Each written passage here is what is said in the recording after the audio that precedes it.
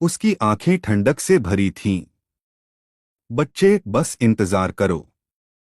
आज का मुकाबला सत्र कल की तुलना में बहुत पहले समाप्त हो गया। नेलिन उस टूटे फूटे घर में पहुंची जिसे लू शुआंगक्वान ने बहुत पैसा खर्च करके किराए पर लिया था। यह वरिष्ठ प्रशिक्षुभन निय है।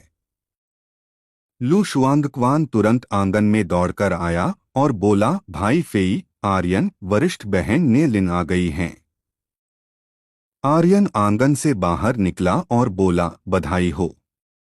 नेलिन हल्के से मुस्कुराई और बोली, वरिष्ठ प्रशिक्षु भाई आर्यन, यह इसलिए है क्योंकि आप मुझसे लड़ना नहीं चाहते। अन्यथा मुझे कोई मौका नहीं मिलता। उसे अपनी आत्मा संचार तकनीक पर पूरा भरोसा था। उसे यान नांतियन को भी हराने का आत्मविश्वास था। हालांकि आर्यन के दो त्वरित हत्याओं ने उसके दिमाग को हिला दिया था। आर्यन का पीछे हटना और उसके द्वारा कहे गए शब्द यह दिखाने के लिए पर्याप्त थे कि आर्यन उसे जीतने दे रहा था। आर्यन हंसा और बोला, अब इस बारे में बात नहीं करते हैं। ऐसा ही होता है कि मुझे आपसे किसी चीज में मदद की जरूरत है। नेलिन चौंक गई और बोली, क्या है? आर्यन ने अपने पीछे अधिपति पुष्प, ओवरलॉर्ड फ्लावर और वांग ताई को देखा और बोला, चलो बाहर जाकर बात करते हैं। आर्यन के जाने के बाद अधिपति पुष्प, ओवरलॉर्ड फ्लावर नहीं गई। लू शुआंगक्वान ने कहा, वरिष्ठ प्रशिक्षुभन, क्या आपको जलन हो रही है? वांग ताई ने भी अधिपति पुष्प, ओवरलॉर्ड फ्लावर की ओर देखा। अधिपति पुष्प, ओवरलॉर्ड फ्लावर ने कहा, मुझे जलन नहीं होगी। जिस आदमी को मैं पसंद करती हूँ, जितने ज्यादा लोग उसे पसंद करें, उतना ही अच्छा है। यह भी साबित करता है कि मेरा स्वाद बुरा नहीं है। जितनी ज्यादा खूबसूरत महिलाएं आर्यन को पसंद करेंगी, उतना ही अच्छा है। लू शुआंगक्वान हक्का बक्का रह गया। उसने अधिपति पुष्प, ओवरलॉर्ड फ्लावर को देखा और बोला, इतिहास की सबसे अच्छी वरिष्ठ प्रशिक्षुभन। अधिपति पुष्प, ओवरलॉर्ड फ्लावर अन्य महिलाओं से अलग सोचती थी। वह आर्यन को पसंद करती थी, लेकिन वह आर्यन को प्रतिबंधित नहीं करेगी। जितनी ज्यादा महिलाएं आर्यन को पसंद करती, वह उतनी ही खुश होती, क्योंकि यह वह आदमी था जिसे वह पसंद करती थी। छोटे जंगल में आसपास कोई नहीं था। पूरी तरह शांति थी। यह प्यार की बातें करने के लिए एक अच्छी जगह थी। नेलिन का छोटा सा दिल एक छोटे हिरण की तरह तेजी से धड़क रहा था। उसने कल्पना की कि आर्यन उससे क्या कहना चाहता है। वह मुझसे अपने प्यार का इजहार तो नहीं करना चाहता, है ना? अगर वह मुझसे अपने प्यार का इजहार करता है तो क्या होगा? क्या मुझे हाँ कहना चाहिए? मैं सचमुच जानना चाहती हूँ कि वह मुझसे क्या कहना चाहता है। महिलाएं, वे प्यार की उम्र तक पहुंच चुकी थीं। नेलिन ने शांत होने का नाटक किया और पूछा, ऐसी जगह पर क्या बातें करनी हैं? आर्यन ने कहा, क्या 8 शिष्यों की मौत यान नांटियन के कारण हुई थी? नेलिन चौंक गई, उसकी आंखें हल्की सी कांपी। 10 महान शिष्यों में से केवल नेलिन ही ठीक थी। संयोग से नेलिन वह महिला थी जिसे यान नांतियन पसंद करता था, और आज मंच पर आर्यन स्पष्ट रूप से महसूस कर सकता था कि यान नांतियन को बिल्कुल भी चोट नहीं लगी थी। नेलिन एक पल के लिए हिचकिचाई।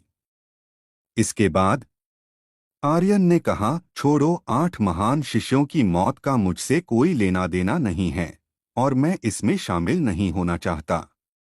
मैंने तुम्हें इस मामले के लिए यहाँ नहीं बुलाया।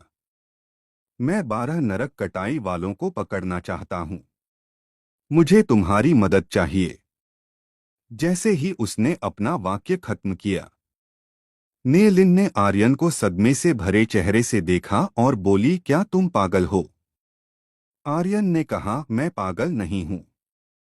नेलिन ने कहा, वे दूसरी दुनिया के विशेषज्ञ हैं।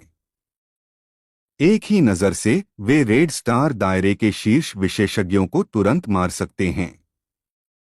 कोई भी उन्हें रोक नहीं सकता, और इससे भी ज्यादा कोई भी उन्हें पकड़ नहीं सकता।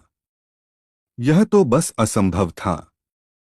केवल आर्यन जैसा पागल ही ऐसी बात कहेगा। आर्यन हंसा और बोला, यह इसी वजह से है कि मुझे तुम्हारी मदद चाहिए। बस एक नज़र ही काफी थी मारने के लिए। ये लोग सिर्फ कोई साधारण शक्तिशाली नहीं थे। अगर उसके पास ये लोग अपने लड़ाकू के रूप में होते तो क्या यह शानदार नहीं होता। भूत शहर में जान वुशुआंग युद्ध अजय से मिलना आर्यन को प्राचीन देव युद्ध क्षेत्र में प्रवेश करने के लिए और भी उत्सुक कर गया था, लेकिन अकेले प्राचीन देव युद्ध क्षेत्र में प्रवेश करना बेकार था। उसे अपनी शक्ति बनानी थी। प्रकाश और अंधकार, मुख्य दिव्य महल और बुराई दिव्य महल लड़ रहे थे। आर्यन किसी भी पक्ष में शामिल नहीं होना चाहता था। वह अपना खुद का युद्ध समूह बनाना चाहता था, इसलिए उसे अपनी शक्ति स्थापित करनी थी। नरक कटाई वाले ऐसे मजबूत राक्षस सचमुच वह प्रतिभा थे जिनकी उसे जरूरत थी। इसलिए आर्यन उन्हें पकड़ना चाहता था। ने लिन कड़वाहट से हंसी, मैं कैसे मदद करूं? मैं कुछ नहीं कर सकती। आर्यन ने कहा, मुझे बहुत ज्यादा मदद की जरूरत नहीं है। मुझे तुम्हारी मदद चाहिए कि तुम कुछ नरक कटाई वालों को आकर्षित करो ताकि मैं दूसरे से निपट सकूं। इससे पहले कि आर्यन अपनी बात पूरी कर पाता, ने लिन ने कहा, मैं तुम्हें उन्हें आकर्षित करने में कैसे मदद करूं? वे मुझे एक ही नज़र से मार सकते हैं। मैं तुम्हें उन्हें आकर्षित करने में कैसे मदद करूं? आर्यन, बेवकूफ मत बनो।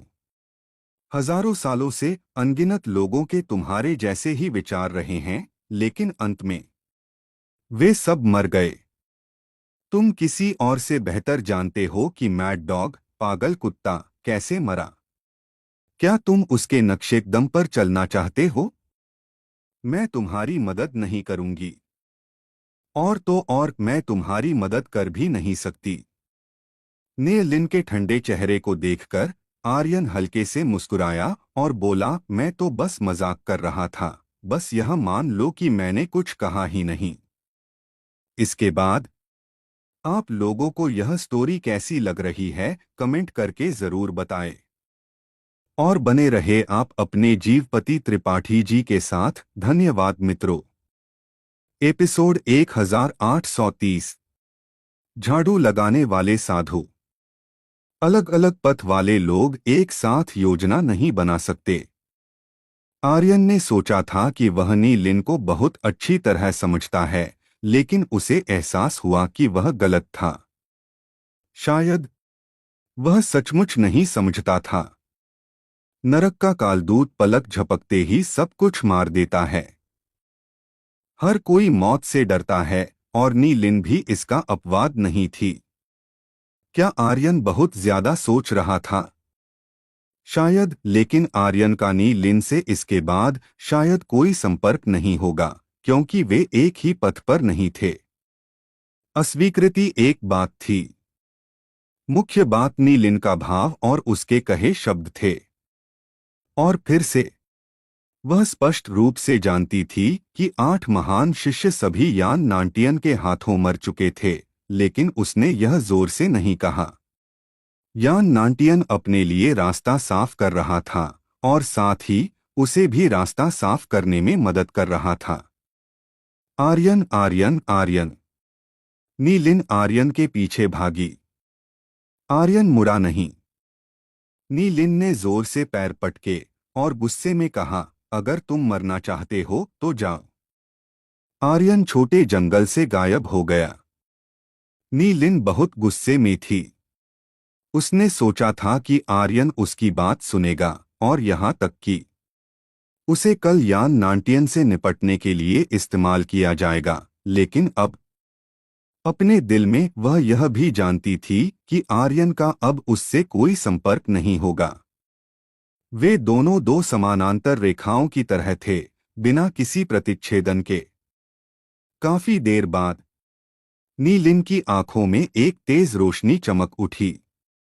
आर्यन जिस दिशा में गायब हुआ था उस दिशा में देखते हुए वह मुड़ी और दूसरी दिशा में चली गई, यान नांटियन के पंथ की ओर। अपने निवास स्थान पर वापस आकर आर्यन का भाव ठीक न देखकर अत्याचारी पुष्प ने पूछने से खुद को रोक नहीं पाया, क्या हुआ? आर्यन हल्के से मुस्कुराया और कहा, कुछ नहीं। एलवी शुआंगक्वान ने कहा, क्या तुम्हारा इकरारनामा विफल हो गया? ऐसा नहीं हो सकता। मैं बता सकता हूं कि वरिष्ठ बहन नी लिन तुम्हें बहुत पसंद करती हैं। क्या क्या यान नांटियन फिर से आ गया है? आर्यन ने एलवी शुआंगक्वान पर अपनी आंखें घुमाईं। अत्याचारी पुष्प ने कहा, ओह हाँ, पंथ स्वामी अभी अभी आए थे और हमें तैयार करने के लिए 3 गोलियां छोड़ गए। हमें कल मंच पर जाना पड़ सकता है। एलवी शुआंगक्वान ने कहा, मैंने गोलियों की जांच कर ली है, उनमें कुछ भी गलत नहीं है। आर्यन ने कहा, तुम तीनों इसे बांट लो, मुझे इसकी जरूरत नहीं है। समाप्त। आर्यन अपने कमरे में चला गया। उसने सोचा था कि नी लिन उसके अनुरोध को मान लेगी, लेकिन अंत में आर्यन गुस्सा नहीं था। उसे बस लगा कि वह थोड़ा मूर्ख था। उसने सोचा था कि दुनिया की सभी महिलाएं उसकी बात सुनेंगी। अगर नी लिन मदद नहीं करती तो मुझे डर है। आर्यन की अपनी योजना थी, लेकिन उसे एक मानसिक विशेषज्ञ की मदद की जरूरत थी। पर नी लिन की अस्वीकृति ने तुरंत आर्यन की योजना को बर्बाद कर दिया। मुझे आत्मा नियंत्रण कला का विशेषज्ञ कहाँ मिलेगा? आर्यन ने भौहें चढ़ाई। आज आखिरी रात है। वे नरक के कालदूत कल नहीं दिखेंगे। हमें उन्हें आज ही नीचे उतारना होगा, वरना हमें 1 और साल इंतजार करना होगा। आर्यन इतना समय बर्बाद नहीं करना चाहता था। आर्यन बिस्तर से उठा, चाहे कुछ भी हो, मुझे कोशिश करनी होगी। नरक के कालदूत की लड़ने की शक्ति सचमुच बेजोड़ थी। इन लोगों के साथ वह राक्षस द्वीप पर जो चाहे कर सकता था। और तो और, उस समय जब उसकी मां ने एक नरक के कालदूत को मारा था, क्या वह भी उसके लिए एक चेतावनी थी? चाहे कुछ भी हो, आर्यन हार नहीं मानना चाहता था। आर्यन ने दरवाजा खोला, पहले से कुछ व्यवस्थाएं करना चाहता था। एलवी शुआंगक्वान, अत्याचारी पुष्प और किंग ताई को अपने दरवाजे पर खड़े देखकर आर्यन चौंक गया। क्या हुआ? क्या बात है? अत्याचारी पुष्प ने कहा, अगर वह तुम्हारी मदद नहीं करती तो हम तुम्हारी मदद करेंगे।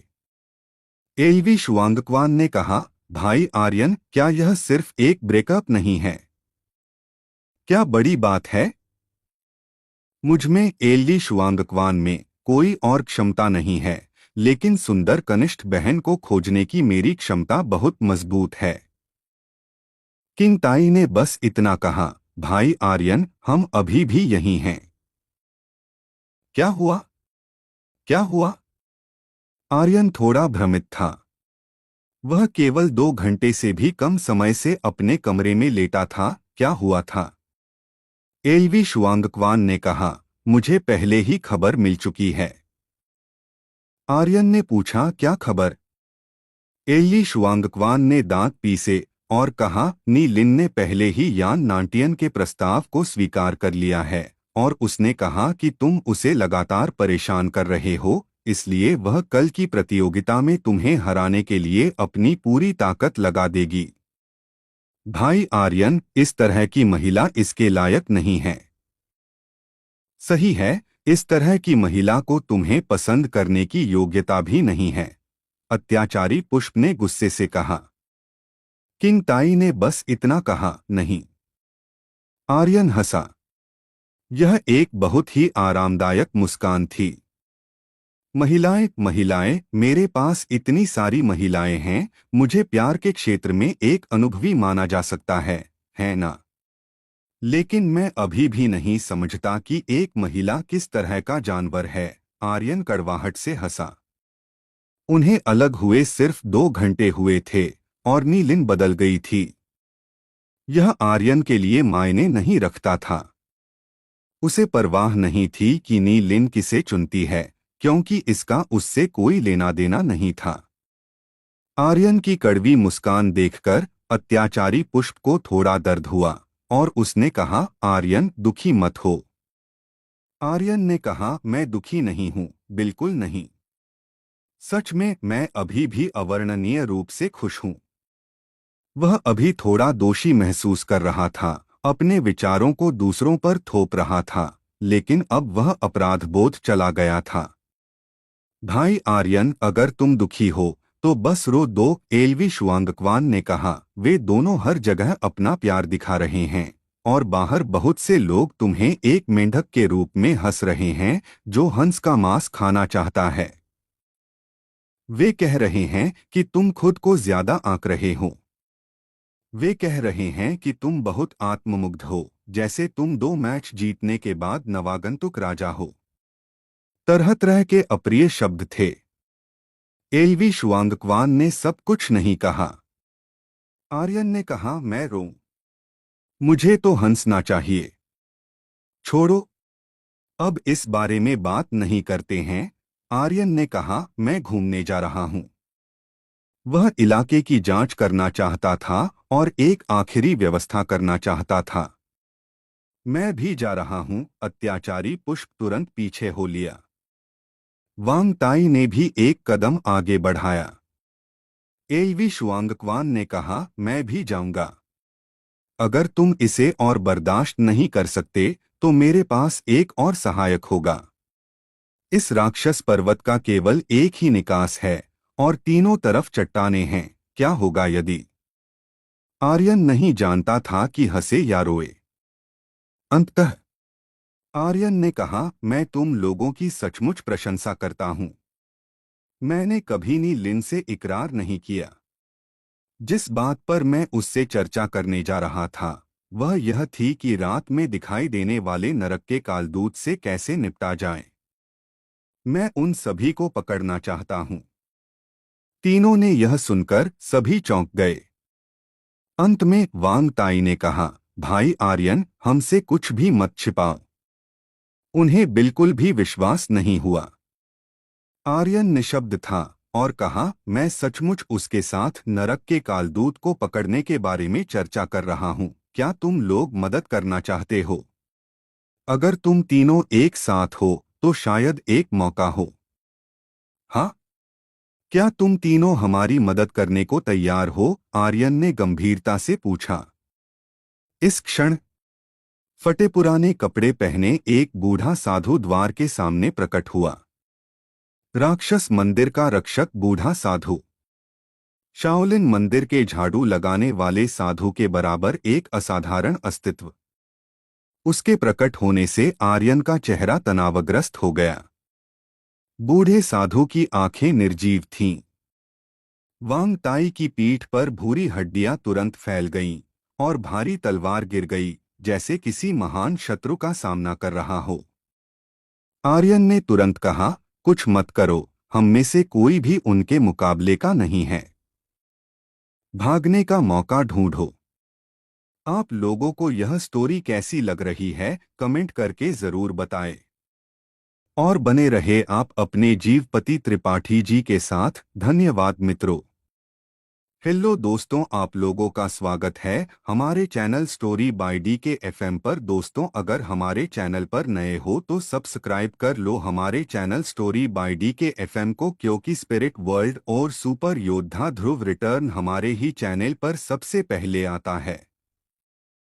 एपिसोड 1831 1832 हमला। जैसे ही रात हुई, शीर्ष 10 संप्रदायों के लोग और दर्शक अपने घरों में छिप गए, बाहर निकलने की हिम्मत नहीं कर रहे थे। यह अब राक्षसों का समय था। जो कोई भी बाहर भटकता वह मर सकता था। हालांकि कुछ लोग मौत से नहीं डरते थे। उदाहरण के लिए आर्यन। खतरा ही सौभाग्य लाता है, भले ही तुम इसे प्राप्त न कर सको, तुम्हें करना ही होगा। आर्यन एक साहसी व्यक्ति था। एक बार जब वह कुछ चाहता था तो उसे पाने के लिए वह अपना सर्वश्रेष्ठ प्रयास करता था। 12 यमदूत, ठीक कहें तो 13 थे। उस समय जब उसकी मां ने एक को मारा था तो 12 बचे थे। उनकी युद्ध शक्ति अविश्वसनीय थी। यदि वह उन सभी को पकड़ पाता तो यह अद्भुत होगा। याद रखना मैंने क्या कहा था, उनकी आंखों में मत देखना, भले ही वे तुम्हें खोज लें। घबराना मत, सिर झुका लेना, समझते हो? आर्यन ने फिर से याद दिलाया। वह पिछली रात 12 यमदूतों से घिरा हुआ था। उस एहसास ने उसे मरने का मन किया था। अधिपति फूल ने सिर हिलाया और कहा, समझ गए। ठीक है, सब छिप जाओ और मेरे आदेशों का इंतजार करो। आर्यन का शरीर धीरे धीरे छिपा। विचार आया और उसने कहा, विद्वान, आज तुम्हारा मिशन उन तीनों की रक्षा करना है। तुम्हें मेरी चिंता करने की जरूरत नहीं है, मेरे पास एक तरीका है। जीवन चुराने वाले विद्वान ने जवाब नहीं दिया।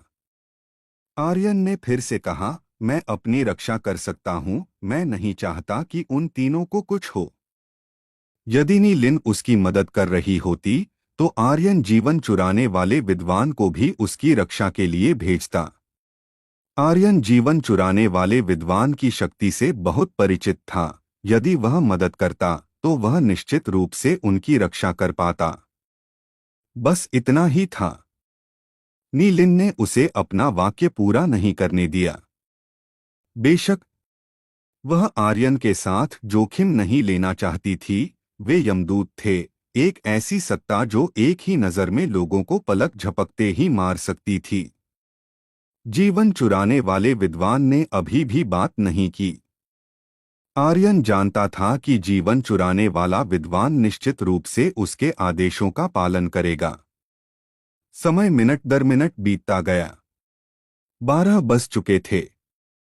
अचानक बस बस बस बस बस दानव मंदिर के ऊपर आकाश में एक अंधेरा भंवर घूम रहा था और एक अंधेरा शून्य द्वार खुल गया, जैसे प्रकाश का एक द्वार खुल गया हो। धमाका! पहला यमदूत आकाश से नीचे उतरा। उसका पूरा शरीर काला था। उसकी आंखों में लाल रोशनी चमक रही थी और उसके शरीर में नर्क की मृत्यु आभा थी, बेहद घनी। धमाका! एक और यमदूत आकाश से नीचे उतरा। धमाका धमाका धमाका! विस्फोटों की एक श्रृंखला के साथ 12 यमदूत सभी नीचे उतरे और एक पंक्ति में खड़े हो गए। वे फिल्मों में विदेशी रोबोटों की तरह दिख रहे थे। उसका पूरा शरीर काले कवच से ढका हुआ था और उसने अपने हाथ में एक लंबी खंजर पकड़ी हुई थी। उसकी आंखों में लाल रोशनी चमक रही थी और उसकी आभा असाधारण रूप से भिन्न थी। 12 यमदूतों के उतरने के बाद वे 3 सेकंड के लिए रुके और फिर 10 प्रमुख संप्रदायों के शिविरों की दिशा में चलना शुरू कर दिया। अंधेरे में आर्यन ने उनके बीच की दूरी को देखा और अपने दिमाग में पागलों की तरह गणना की। 1 कदम, 2 कदम, 3 कदम। वे उस गठन में प्रवेश करने वाले थे जिसे आर्यन ने डिजाइन किया था। आर्यन ने अपनी मुट्ठियां भींचीं और उत्साहित होकर कहा, आओ, बस एक और कदम। हालांकि इस क्षण अंधेरे में एक आवाज गूंज उठी, आगे एक जाल है। जैसे ही यह आवाज गिरी, 12 यमदूत तुरंत रुक गए। आर्यन उसे जान से मारना चाहता था। और तो और यह आवाज, वह इससे अतुलनीय रूप से परिचित था। यह यान नान तियान की आवाज थी। धिक्कार है, आर्यन ने अपने दिल में शाप दिया। तभी जब उसने सोचा कि 12 यमदूत सरणी को दरकिनार कर देंगे तो अग्रणी यमदूत ने एक कदम आगे बढ़ाया। अगला, एक और यमदूत आगे बढ़ा। ऐसा लग रहा था उसने अपने सामने की सरणी को भी अपनी आंखों में नहीं रखा। आर्यन मुस्कुराया और उत्साहित होकर हंसा। तुम मेरे द्वारा स्थापित सरणी को नीचा देखते हो, है ना? तो मैं तुम्हें दिखाता हूं। 12 यमदूतों में से 8 अंदर आ गए और इस समय सरणी तुरंत टूटी नहीं और आर्यन अभी तक बाहर नहीं आया था। वह अभी भी इंतजार कर रहा था। अचानक यमदूत के नेता की आंखें काली पड़ गईं। उसके हाथ में खंजर कांप उठा और अंधेरी कृपाण ऊर्जा तेजी से बाहर निकली, सीधे सक्रिय सरणी को विस्फोटित कर दिया। पूर्व अध्याय अगला अध्याय। धमाका। पूर्व अध्याय अगला अध्याय। धमाका। पूर्व अध्याय अगला अध्याय। धमाका। कुछ विस्फोटों के बाद सरणी टूट गई। अंधेरे से एक उपहास भरी हंसी आई। तुम अपनी उस बेकार सरणी से यमदूत को फंसाना चाहते हो। तुम खुद को ज्यादा समझते हो। आर्यन ने उस पर ध्यान नहीं दिया। जैसे ही सरणी की पहली परत टूटी, आर्यन का आकृति हिल गई और सीधे बाहर निकल आया। उसी समय अधिपति फूल भी उसके ठीक पीछे पीछे आया। जिस क्षण वह बाहर निकला, आर्यन के हाथ तेजी से एक मुद्रा बना रहे थे। उसकी दिव्य शक्ति पागलों की तरह उमड़ रही थी। उसकी हथेलियों के नीचे रुनों की शक्ति उमड़ रही थी और उसने जोर से थप्पड़ मारा। सम्मोहन सरणी। पूर्व अध्याय अगला अध्याय। धमाका। 8 ऋण प्रकाश की किरणें निकलीं और दूसरी सरणी तुरंत सक्रिय हो गई। मानसिक शक्ति से शक्ति की धाराएं निकलीं और यमदूत के चेतना सागर में प्रवेश कर गईं। अचानक 8 यमदूत सो गए थे। सम्मोहन सरणी एक ऐसा गठन था जिसे आर्यन ने खुद विकसित किया था। यह उसका पहला प्रयास भी था। जब तक वे सम्मोहित थे, आर्यन के पास जो कुछ भी वह चाहता था उसे करने के लिए पर्याप्त समय होता। भाई फेई सफल हो गए। वे यमदूत सब स्थिर हैं। अब यह हम पर निर्भर करता है। लुश्वांगक्वान उत्साहित हो गया और सरणी में प्रवेश न करने वाले अन्य 4 यमदूतों की ओर चिल्लाया, पोते, दादा यहाँ है, आओ और दादा को पकड़ो। वांग ताई ने ज्यादा कुछ नहीं कहा। भारी तलवार नीचे उतरी और आगे वार किया। एक मोटी तलवार की आभा निकली और सीधे एक यमदूत के शरीर को चीर दिया। उस यमदूत का शरीर थोड़ा घूम गया और उसने वांग ताई को घूरा। उसके पास आर्यन द्वारा दिया गया दिव्य कवच था, इसलिए वह सभी हमलों को रोकने के लिए अपना सर्वश्रेष्ठ प्रयास करेगी। यमदूत ने मंत्र गठन के नेता की ओर मुड़कर देखा। उसने कुछ नहीं कहा, लेकिन शायद यह किसी तरह का मानसिक संचार था। अचानक चारों यमदूत अधिपति फूल और अन्य 2 पर टूट पड़े। आर्यन का दिल कांप उठा। यह वह दृश्य था जो वह चाहता था, लेकिन उसके दिल में एक बुरा एहसास था। लेकिन अब आर्यन ने ज्यादा परवाह नहीं की। जिस क्षण वह सरणी में घुसा, उसकी मानसिक शक्ति तेजी से फैल गई। एक हाथ से उसने पशुवश में करने की तकनीक का इस्तेमाल किया और दूसरे हाथ से उसने सीधे उसे सक्रिय कर दिया। धमाका। बस 2 शक्तिशाली शक्तियां निकलीं। आओ। दोनों महान शक्तियों ने 8 यमदूतों को घेर लिया। वह एक पागल की तरह था। पशुवश में करने की तकनीक एक समय में केवल एक राक्षसी जानवर को वश में कर सकती थी, लेकिन आर्यन ने वास्तव में उन दोनों को एक ही समय में जारी कर दिया था। वह उन सभी 8 को एक ही समय में वश में करना चाहता था। अगर यह पागलपन नहीं था तो क्या था? जब तक तुम इसके बारे में सोचने की हिम्मत करते हो, कुछ भी असंभव नहीं होता। आर्यन ऐसा ही था। जब तक उसकी मानसिक शक्ति पर्याप्त मजबूत थी, वह निश्चित रूप से ऐसा कर पाएगा। हालांकि यमदूत साधारण राक्षसी जानवर नहीं थे। इस क्षण उनकी निगाहें आर्यन पर टिकी थीं और वे पूरी तरह से सम्मोहित नहीं थे। बचने में असमर्थ। मैड डॉग के तुरंत मारे जाने का कारण यह था कि उसकी और यमदूतों की निगाहें आपस में मिल गई थीं। यही कारण था कि वह सिर में गोली लगने से तुरंत मारा गया। पिछली बार आर्यन ने अपना सिर नीचे कर लिया था और उनकी आंखों में नहीं देखा था। यही कारण था कि वह इस आपदा से बच पाया था। लेकिन इस बार आर्यन और यमदूत एक दूसरे को देख रहे थे।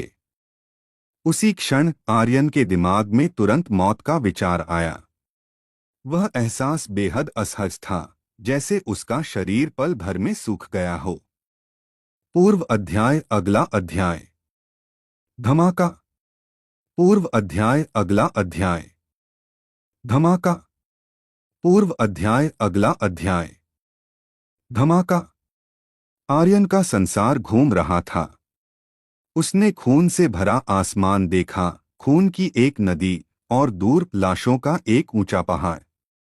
यह किस तरह का संसार था? फिर पलक झपकते ही संसार अचानक बदल गया। आर्यन एक बार फिर एक और मायावी दुनिया में प्रवेश कर गया था और उसका शरीर उसमें गहरा और गहरा डूबता जा रहा था। ऐसा लग रहा था जैसे कोई उसका गला घोंट रहा हो, जिससे वह सांस नहीं ले पा रहा था। आह! आह! आर्यन लगातार संघर्ष करता रहा और गर्जना करता रहा, लेकिन पूरा संसार उसे छोड़ चुका था। किसी ने उस पर ध्यान नहीं दिया। देव मार्शियल महाद्वीप का अग्निकांड शहर। सिंह परिवार। दादा, रूबी, तारा, मेघा, वर्षा। युद्ध राज्य। एस्फिरा। Dark world. उसके संसार में अनगिनत चेहरे दिखाई दिए। आर्यन पूरी ताकत से उसे पकड़ना चाहता था, लेकिन उसने कितनी भी कोशिश की, वह उसे पकड़ नहीं पाया। उसका दिल गर्जना कर रहा था और चिल्ला रहा था। उन लोगों ने उसकी आवाज बिल्कुल नहीं सुनी, वे अपने ही संसार में थे। आर्यन का संसार बिल्कुल नहीं था। क्यों? ऐसा क्यों है? क्यों? आर्यन खुद से पूछता रहा। सिंह परिवार धीरे धीरे ढह रहा है, दादा धीरे धीरे बूढ़े हो रहे हैं, सिंह परिवार की सेना टूट रही है, तारा हांग तियानजुए से शादी कर रही है और मेघा भी हांग तियानजुए द्वारा बर्बाद हो गई है। यह ऐसा संसार क्यों है? मैं कहाँ हूँ? मैं कहाँ हूँ? हर दृश्य एक संसार की तरह था। वे पैदा हुए, बूढ़े हुए, मर गए, सफल हुए और मजबूत हुए, और उनके जीवन में हर तरह की अप्रत्याशित घटनाएं हुईं। हालांकि एक बात थी जिसमें आर्यन की आकृति शामिल नहीं थी, और सिंह परिवार के अलावा कोई नहीं जानता था कि आर्यन कौन था। अंतिम दृश्य दादा आर्यन की कब्र के सामने सिसकते हुए थे। क्या मैं मर गया हूँ? क्या मैं पहले ही मर चुका हूँ? ऐसा क्यों है? आर्यन नहीं समझा। या अगर मैंने पारगमन नहीं किया होता, तो क्या मैं ऐसे संसार में होता? नहीं। आर्यन ने अपनी मुट्ठियां कसकर भींची और अपनी पूरी ताकत से गर्जना की, मैं यहाँ हूँ, मैं स्वर्ग का विरोध करने जा रहा हूँ और सब कुछ बदलने जा रहा हूँ। जो आर्यन ने देखा वह यह था कि उसने इस दुनिया में पारगमन नहीं किया था। भाग्य की सभी चालें बदल जाएंगी और भी दयनीय हो जाएंगी। जब आर्यन ने यह दृश्य देखा, तो उसका निडर दिल और भी दृढ़ हो गया। स्वीपिंग मोंक, क्या तुम अभी भी कोई कदम नहीं उठाओगे? उसके दिमाग से एक आवाज निकली। इस क्षण धमाका। शक्ति का एक विस्फोट हुआ और यमदूत जो आर्यन को देख रहा था, हल्का सा कांप उठा। उसने अपनी नजर हटाई और साथ ही उसने आर्यन की गर्दन पर अपनी पकड़ ढीली कर दी। हूँ। आर्यन जोर जोर से हांफने लगा और अपनी नजर हटाई। चलो चलें, स्वीपिंग मोंक चिल्लाया। उसकी आकृति बिजली की तरह थी क्योंकि वह तेजी से बाहर निकला। जाए। मैंने कभी छोड़ने की नहीं सोची। आर्यन की आंखें भयावह हो गईं और उसने गंभीरता से कहा, मैं आर्यन निश्चित रूप से स्वर्ग के खिलाफ जाऊंगा। कोई मुझे रोक नहीं सकता। कोई नहीं। पूर्व अध्याय। अगला अध्याय। धमाका। आर्यन के शरीर पर आभा अचानक फट गई। उसकी हथेलियों पर शक्ति कम नहीं हुई। उसकी आंखें असामान्य रूप से दृढ़ थीं। आओ, मुझे विश्वास नहीं है कि मैं तुम्हें पलट नहीं सकता। पशु नियंत्रण की शक्ति कम नहीं हुई बल्कि बढ़ गई। आप लोगों को यह स्टोरी कैसी लग रही है, कमेंट करके जरूर बताएं। और बने रहे आप अपने जीवपति त्रिपाठी जी के साथ। धन्यवाद मित्रों। एपिसोड 1833। मनोविज्ञान कला के लिए भी यही सच था। यह तेजी से उमड़ पड़ा। उसे घेरने वाले सभी 8 यमदूतों को घेर लिया। इस क्षण उसकी शक्ति सीधे यमदूत के चेतना के सागर में जा घुसी। आओ। आर्यन पागल हो गया था। पागल। अंधेरे में कई लोग आर्यन को देख रहे थे और उन सभी के चेहरों पर आश्चर्य के भाव थे। क्या वह पागल है? वह निश्चित रूप से पागल है। मनोविज्ञान कला और पशु नियंत्रण कला का एक ही समय में उपयोग किया जाता है और उसने एक ही समय में 8 यमदूतों पर भी इसका इस्तेमाल किया। यह किस तरह की शक्ति है? हे भगवान, मैंने ऐसा कोई पागल कभी नहीं देखा। और क्या तुमने देखा? आर्यन ने 8 यमदूतों को पूरी तरह से चौंका दिया है। उसकी चेतना पहले ही यमदूत के चेतना के सागर में प्रवेश कर चुकी है। यह मनोविज्ञान कला गहन सूर्यपंथ के उस नी लिन से 100 गुना आगे है। यह बहुत अद्भुत है। आज उसने जानबूझकर हार मान ली ताकि उसे जीतने दिया जा सके, लेकिन मुझे उम्मीद नहीं थी कि वह कहेगी कि आर्यन मनोविज्ञान कला बिल्कुल नहीं जानता। मुझे लगभग धोखा दिया गया था। पशु नियंत्रण कला के साथ भी ऐसा ही है। अंधेरे में नी लिन का चेहरा बहुत बदसूरत था। बहुत बदसूरत, बहुत बदसूरत। चूंकि उसने एक विकल्प चुना था, वह दूसरों पर कदम रखकर ऊपर चढ़ेगी, क्योंकि वह भी शैतान महल में प्रवेश करना चाहती थी। वह भी सर्वोच्च विरासत प्राप्त करना चाहती थी। हालांकि आर्यन द्वारा प्रदर्शित मनोविज्ञान कला ठीक वैसी ही थी जैसा आसपास के लोगों ने कहा था, उससे 100 गुना आगे। इसी तरह यान नानतियान का चेहरा भी बेहद बदसूरत था। शीर्ष 10 शिष्यों के प्रमुख के रूप में उसकी प्रसिद्धि आर्यन ने छीन ली थी। 8 यमदूत। वह उन्हें सीधे देखने की हिम्मत नहीं कर रहा था। और तो और उस रात जब उसने यमदूत को देखा तो वह इतना डर गया था कि वह जमीन पर घुटनों के बल बैठ गया था। जहां तक आर्यन की बात है, वह वास्तव में यमदूत को वश में करने के लिए इतना पागल था। केवल यही बात उन्हें यह जानने के लिए काफी थी कि वे कितने बदतर थे। उसका मूड ठीक नहीं था, बहुत दुखी था। फिर पूर्व अध्याय। अगला अध्याय। धमाका। यान नानतियान ने एक कदम आगे बढ़ाया। उसकी आंखें कसकर बंद थीं क्योंकि उसने आर्यन को घूरा, जो 8 यमदूतों में से एक था, और चिल्लाया, आर्यन, क्या तुम हम सभी को अपने साथ मारना चाहते हो? अगर तुम मरना चाहते हो तो जाओ और मर जाओ। उसने इसे न्याय की प्रबल भावना के साथ कहा, लेकिन वास्तव में वह आश्वस्त नहीं था। उसे आर्यन से ईर्ष्या और जलन हो रही थी।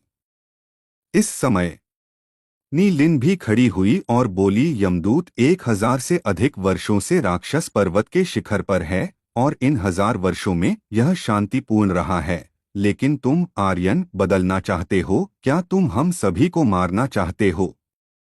तुम जैसे एक ऐसे कचरे का मरना मायने नहीं रखता जिसकी प्रतिभा को अपंग कर दिया गया है, लेकिन हम तुम्हारे साथ नहीं मरना चाहते। कुछ शब्दों के बाद कुछ लोग जोर से आलोचना करने लगे। यान नानतियान चिल्लाया, आर्यन, तुम क्यों नहीं रुक रहे हो? मैंने तुम्हें एक मौका दिया है। लेकिन तुम ही मौत को दावत दे रहे हो। यान नांतियान ने अचानक अपना कदम उठाया और तेजी से आर्यन की ओर दौड़ा। वह अपना कदम उठाने जा रहा था। अंधेरे में एक बड़े ने कहा, पंथ नेता, क्या हमें यान नांतियान को रोकना चाहिए? अगर वह ऊपर जाता है तो इस अवस्था में आर्यन निश्चित रूप से मर जाएगा। गोल्डन सिकाड़ा ने ठंडी हंसी हंसी और कहा, यह सिर्फ मेरा एक कुत्ता है। अगर वह मर जाता है तो कोई फर्क नहीं पड़ता। बिल्कुल सही।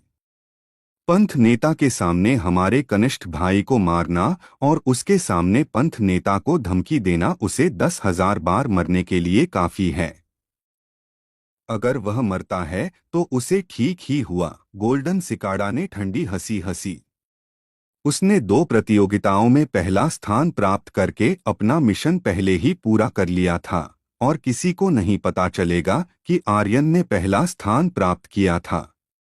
यह सब उसका श्रेय था।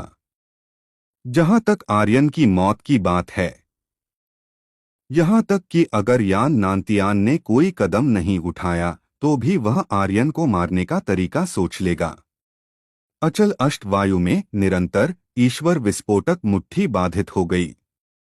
मनुष्य का हृदय कितना कपटी होता है, यह एक कड़वा सच था।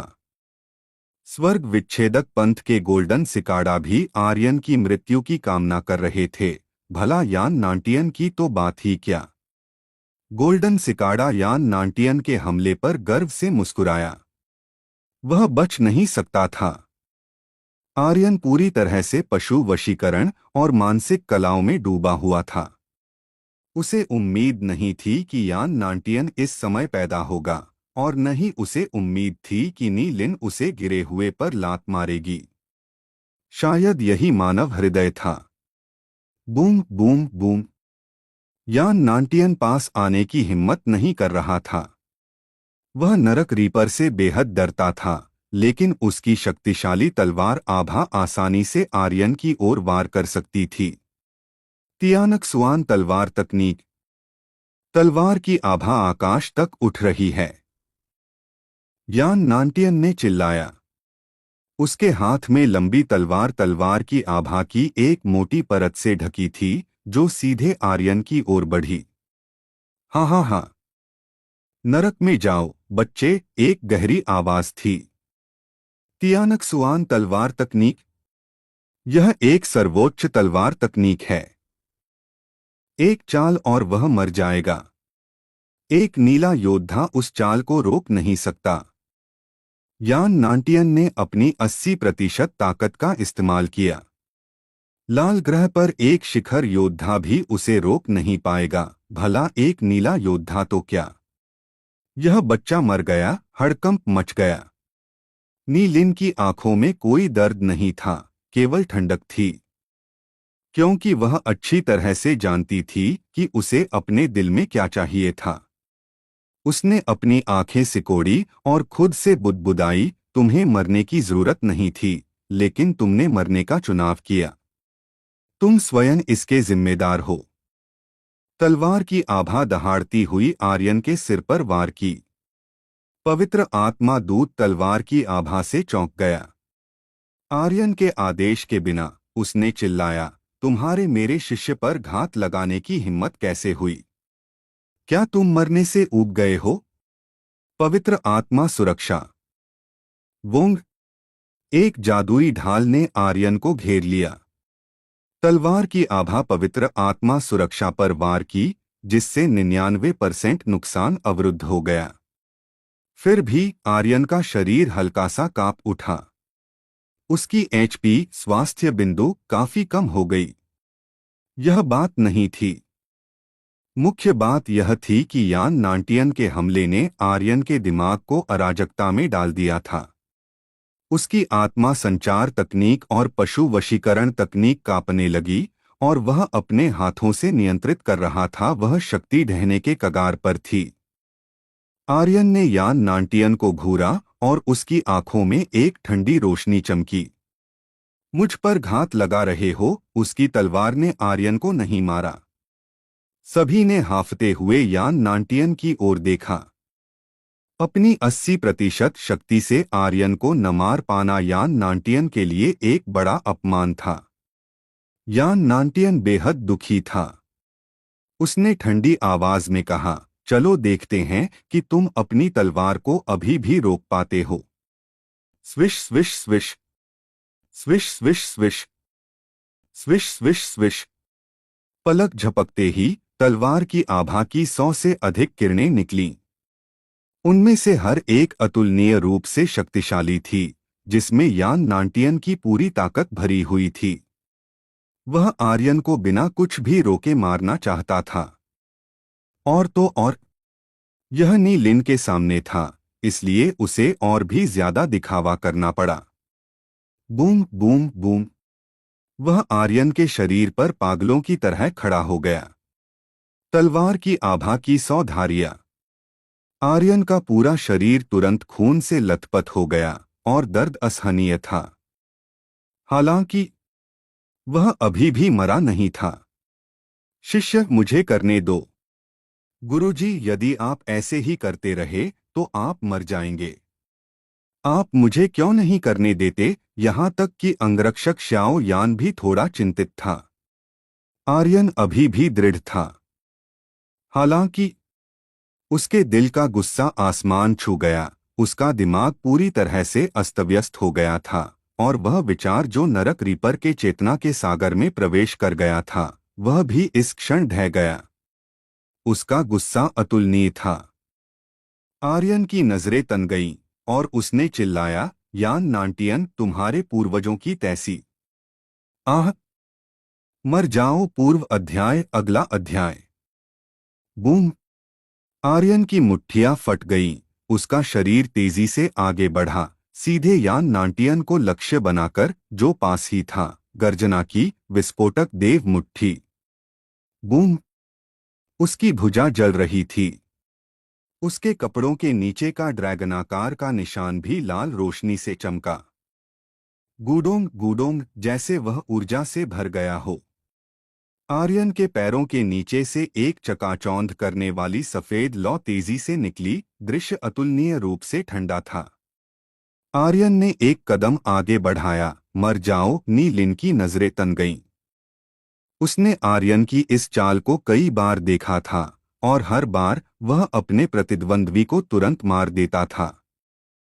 यह देखकर कि आर्यन ने यान नांटियन के खिलाफ यह चाल चली थी, वह अंदर ही अंदर खुश हुई और उसके चेहरे पर एक मुस्कान आ गई। जब तक यह मुक्का यान नांटियन को लगता, वह निश्चित रूप से मर जाएगा। उसी समय आर्यन को भी नरक रीपर मार देगा।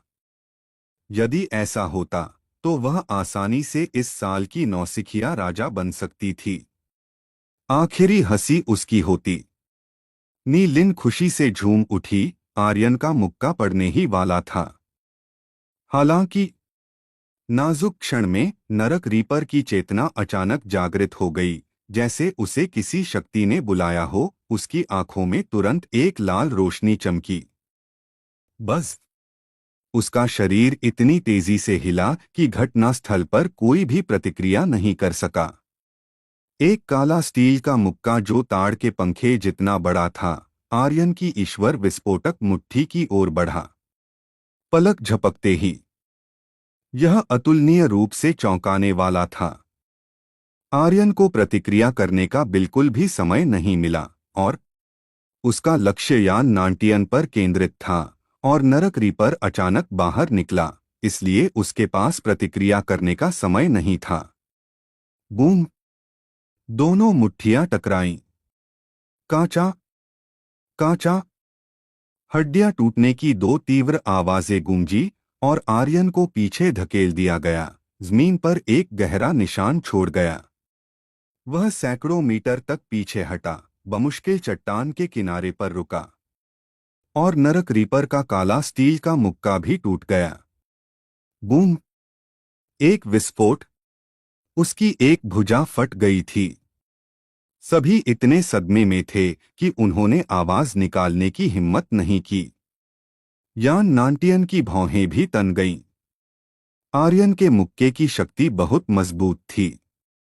उहुहु, उहुहु, आर्यन हाफ रहा था। हालांकि उसने इस मुक्के से नरक रीपर की एक भुजा तोड़ दी थी, उसकी ईश्वर विस्फोटक मुट्ठी टूट गई थी। वह अब कूल डाउन पर था। अब उसके पास भरोसा करने के लिए कुछ भी नहीं था। शाओ यान, बिना किसी विकल्प के आर्यन ने अपने विचार बदले।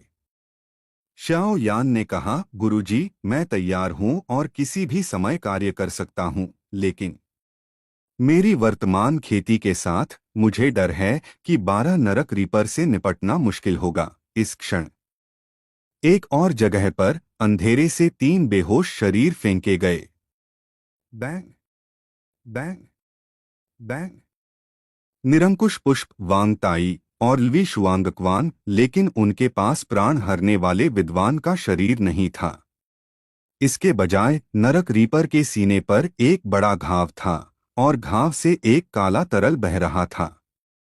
यह प्राण हरने वाले विद्वान की चोटें होनी चाहिए। लेकिन वह अब कहाँ था? आर्यन के पास सोचने का समय नहीं था। Boom, boom. 12 नरक रीपर एक साथ आर्यन की ओर चले और एक मोटी आभा उमड़ी आर्यन को कुचल कर रख दिया जब तक कि वह हिल नहीं सका। आप लोगों को यह स्टोरी कैसी लग रही है, कमेंट करके जरूर बताएं। और बने रहे आप अपने जीवपति त्रिपाठी जी के साथ। धन्यवाद मित्रों। एपिसोड 1834। दूर। नी लिन ने एक संतुष्ट व्यंग्य किया। यान नांटियन भी ऐसा ही था। तुम अंत में मौत से बच नहीं पाओगे। मौत से बच नहीं पाएगा? 12 नरक रीपर, आर्यन के पास कोई मौका नहीं था। हालांकि भले ही आर्यन मर जाए, वह डरेगा नहीं। एक हाथ में दानव तलवार और दूसरे में अग्नि ड्रैगन देव संहारक ब्लेड के साथ उसकी आंखें मशालों की तरह थीं। जैसे उसने कहा, आओ। राजा पुनः अवतरित होंगे। आर्यन का विस्फोटक देव मुक्का जबरदस्ती रोक दिया गया था। उसके पीछे की चट्टान पर 12 नरक रीपरों ने उसे घेर लिया था, जिससे उसे पीछे हटने के लिए कोई जगह नहीं मिली। स्लीपिंग ब्यूटी की आवाज अचानक सुनाई दी, नीचे कूद जाओ। आर्यन हल्का सा चौंक गया। उसके पीछे एक अथाह खाई थी और वह नहीं जानता था कि वह कितनी गहरी थी। पवित्र आत्मा संरक्षण ठंडा हो रहा था और उसकी वर्तमान साधना उसे लंबे समय तक उड़ने के लिए पर्याप्त नहीं थी। यदि वह नीचे कूदता तो केवल एक ही परिणाम होता, और वह था गिरकर मरना। हालांकि उसे स्लीपिंग ब्यूटी पर विश्वास था। Boom boom. 12 नरक रीपरों ने एक साथ एक कदम आगे बढ़ाया, सीधे आर्यन के सभी रास्तों को अवरुद्ध कर दिया। वह नरक रीपर, जिसकी बाह बेकार हो गई थी, एक कदम आगे बढ़ा। उसकी आंखें आग उगलती हुई लग रही थीं क्योंकि वह आर्यन को लाल लपटों के 2 गोलों से घूर रहा था। आर्यन चट्टान के किनारे पर खड़ा था। उसके हाथ में अग्नि ड्रैगन देव संहारक ब्लेड थी और उसने चिल्लाया, आओ, मेरे लिए आओ। वह बहुत नाखुश था। अगर उसने विस्फोटक देव मुक्का को जबरदस्ती बाधित नहीं किया होता तो यान नांतियान बिना पूरे शरीर के मर गया होता। दूर। यान नांतियान भी थोड़ा डरा हुआ था। अभी अभी उस मुक्के की शक्ति अतुलनीय रूप से भयंकर थी और वह नरक रीपर की बाह को उड़ाने में सक्षम था। अगर उसने जबरदस्ती उस मुक्के को लिया होता तो वह। उसका दिमाग कांप उठा, उसकी पीठ पर ठंडा पसीना छूट गया और वह अपनी आंखों के कोने से नी लिन को देखे बिना नहीं रह सका। यान नांतियान ठंडे होकर हंसा और बोला, आर्यन, तुम कूड़े, तुम मरने वाले हो, फिर भी चिल्लाने की हिम्मत करते हो। तुम्हें नरक रीपर नरक में घसीटने वाला है। हा हा हा। यह मेरे साथ लड़ने का नतीजा है। नीलिन ने भी धीरे से कहा, आर्यन, तुम ऐसा क्यों कर रहे हो? क्या मैंने अभी अभी तुम्हारी स्वीकारोक्ति को अस्वीकार नहीं किया? तुम्हें मेरे साथ जाने की जरूरत नहीं है। देखो अब तुम कैसे दिखते हो। यान नानतियान ने तुरंत कहा, एक मरे हुए कुत्ते की तरह। हा हा हा। नी लिन ने भी एक मुस्कान प्रकट की और कहा, अपने अगले जीवन में तुम्हें खुद को स्पष्ट रूप से समझना चाहिए। कुछ लोग ऐसे होते हैं जिन्हें तुम नाराज नहीं कर सकते, और कुछ चीजें ऐसी होती हैं जिन्हें तुम नहीं कर सकते, वे मर जाएंगी। एक बदसूरत चेहरा जिसने आर्यन को बेहद घृणा महसूस कराई। आर्यन ने उसे देखने की भी परवाह नहीं की। उनकी आंखों में आर्यन निश्चित रूप से मर जाएगा। इसलिए नी लिन और यान नानतियान भी निडर हो गए। विशेष रूप से आर्यन द्वारा देव विस्फोट मुक्का छोड़ने के बाद नी लिन को कोई चिंता नहीं थी। वह इस बात को लेकर बहुत स्पष्ट था कि आर्यन को इस चाल का उपयोग करने में कितना समय लगता है। जैसे ही वे दोनों एक दूसरे की बात दोहराने लगे, उनके आसपास के कई लोगों ने सहमति जताना शुरू कर दिया। आर्यन मुस्कुराया और बोला, क्या बेशर्म जोड़ा है। धमाका। अचानक नरक रीपर ने एक और कदम उठाया और अतुलनीय रूप से तेज गति से आर्यन पर हमला किया।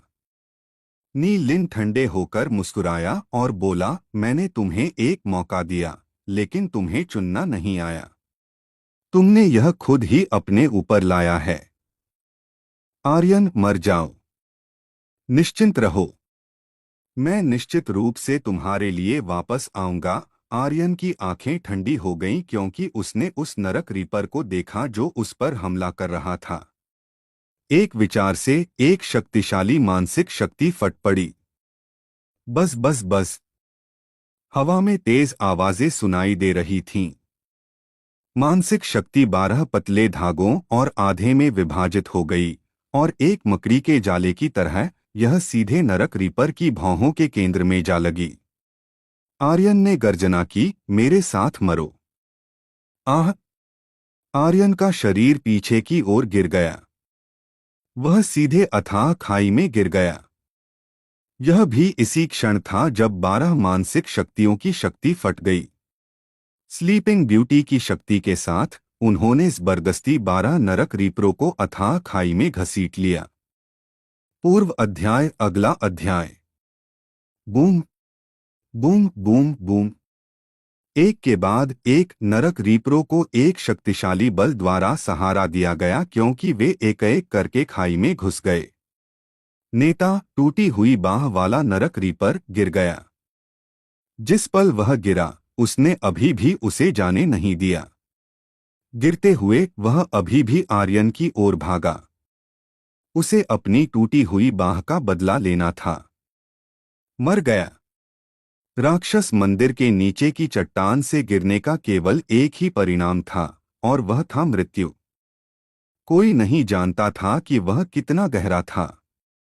कोई भी इस आपदा से बच नहीं पाएगा। नी लिन के चेहरे पर एक ठंडी मुस्कान दिखाई दी।